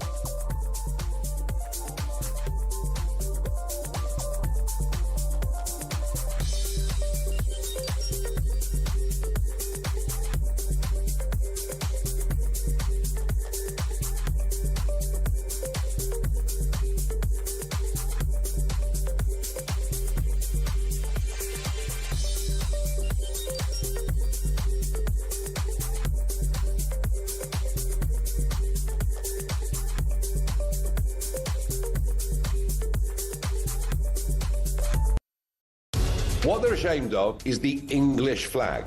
Scottish flag, fine. Welsh flag, fine. Irish, everything like that's marvellous. But no. We can't be English. And this has been going on for a long, long time. He would be Prime Minister of the most toxic political brand in the country at the moment, which is Labour. And that is what we will be battling against. Our Prime Minister is allegedly attacked by another nation and nothing is said. This is a reminder that Russia regards the United Kingdom as a hostile power. Across the UK, on DAB+, on YouTube, on your mobile, and on your side. This is Talk. This is indeed Talk, the Home of Common Sense with me, Julia Hartley-Brewer. Well, in all the excitement, I've forgotten to tell you more about our fantastic competition. The 2026 World Cup has, of course, already kicked off. And here at Talk, we are celebrating in style. That's why we're giving you the chance to boost your bank balance with a massive, and it really is, £26,000 in tax-free cash. For a summer you won't forget, here's how to enter. For your chance to win, visit talk.tv/win or text TALK to 83338 by 6 p.m. on the 20th of July 2026. Texts cost £2.50 plus your standard network rate. Or send your name and number by post to Comp 1 PO Box 3190, Colchester CO2 8GP. To arrive by midnight on the 23rd of July 2026. 18 plus, UK residents only. So for your chance to win, text TALK to 83338 now. This is a network promotion. Full T's and C's at talk.tv/win. Well, very good luck with that. I'm Julia Hartley-Brewer. Claire Pearsall is still here, former Conservative Government advisor. It's fascinating the calls so far. We're going to get to a couple more before the top of the hour. I know lots of people wanting to have their say and celebrate. We've already had, it was Ian with the Bollinger, wasn't it? Yeah. Good taste. That's some very, very expensive champagne, there, Ian. And people celebrate. There is a real feeling, and I can see it in some of the text messages we got as well, people saying, out of the frying pan and into the fire. But I think that people are more concerned is that they really don't know what Andy Burnham stands for. And I've spent the whole weekend having a look to see what I can find. I know, me too. Sadly, I'm sure that I do other things to get out more. We should drink more Bollinger with Ian up in Cheshire. And it just sort of looks a little bit sort of a mishmash of things. All things to all men. All things to all men, and that's never going to stick. You're never going to be able to keep that As it was with Keir Starmer, we were not at all sure whether or not Keir Starmer was going to be the person, when he got into office, whether he was going to be the person who he sort of claimed to be when he stood in 2024 general election, a bit blairy, or whether he was going to be the person who stood in the 2020 leadership election campaign for the Labour Party when he was a full-on socialist. Do you think that the funniest thing that's come out of all of this were the reports that Keir Starmer was spending the weekend at Chequers absolutely furious? Yeah. Can you imagine him ever being absolutely furious about anything? I just thought, again, everything he said, and everyone was saying it was very great, he said with grace when he resigned. It wasn't. It was so ridiculously pompous. Yeah. He's just, and everyone's saying the thing that he does everything in the interests of the country. No, really? He doesn't. I mean, tell me one thing he's done in the interests of this country, other than resign. And he's done that because he was going to be richly humiliated tomorrow when most of his cabinet were going to resign. Let's go to the calls. 0344 499 1000 is the number for you to get in touch. Michael has done that. He's in Luton. Hello, Michael. Hello, Julia. Hello. Yeah. Oh, dear. He's gone. Wait, why are you saying, oh, dear? Well, let's hope that Angela Rayner does what she did when Rishi Sunak was made Prime Minister and demand there's a general election. Yeah, yes. Well, of course they will. I mean, they're total hypocrites on that. Yeah, and I'm in trouble. My wife has locked me in the cupboard because she's walking round with a great big grin on her face, and it's frightening. I've been whooping with joy. But, I mean, this is the thing. Look, everyone's being a hypocrite. Nigel Farage has been very clear, calling for a general election. The Tories haven't really, because they're not ready for one. They're still in the doldrums when it comes to the polls. Reform don't really want one. Do you think there should be one? Yes, I do. I mean, we've got to get this country straightened out. And what he should have done, Starmer, was he should have demanded or taken a general election, and all those that were stabbing in the back, he'd have taken them down with him. I mean, that would have been the fun move. Bit of credit. Yeah, I mean, that's the thing. Be careful what you wish for, and we could end up with, a sort of a Labour, Lib Dem, Green coalition at this rate. Who knows? Thank you very much indeed for that, Michael. Ooh, trouble in Luton there. Robert's in Hertfordshire. Hello, Robert. Hi, I watched Keir Starmer's speech. And sorry about that. Yeah, do you know what? I realised how deluded he is, and I can say it now. The man's mentally ill. I can't believe he listed, instead of being humble and saying, "Look, I think if he would have said the job was too big for me," or whatever, oh my God, totally. Look, I just wasn't up to it, and I'm sorry. That would have been amazing. The thing is, as well, everybody's going mad about. I'll tell you who I'm annoyed about after this general election, this by-election, and that's Nigel Farage. Oh yeah. I'll tell you for why. He didn't go for it full-blooded, and they haven't got anything to beat. I mean, Reform, the present Labour Party, they haven't got anything to beat whatsoever. They should be smashing it. Well, Reform. Hold on a second. Reform through the kitchen sink. As did Labour at this, Labour Party, not Keir Starmer, in Makerfield. Reform through the kitchen sink at it. Was that the quip, the candidate being a plumber? No, but fair enough. No, but they did. They really did. They really, and I was being told at one point, unofficially, it's close, and it wasn't close at all. But the thing is, there'll be plenty of people who, if Reform's whole thing, their shtick is, vote Reform, get Starmer out, and there was a guy who was basically saying, wink, wink, vote for me, I'll be the next Prime Minister, i.e. vote Labour, get Starmer out. He was going to do it rather quicker than Reform has any chance of doing it. So I think this was simply an anti-Starmer vote. I don't see it as anything else. Well, that's true, but the thing is, what people need to realise who voted for Burnham, it's the same bus, different driver.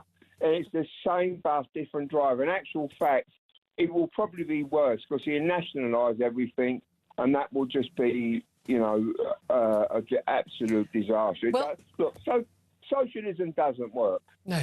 I mean, it's a small point worth making. All these people saying they're socialists but pragmatists. If you were a pragmatist, you wouldn't be a socialist. It's been proven. Robert, of course, they'll always say, it's not been tried properly yet. Doesn't matter where it is. It's not been tried properly yet.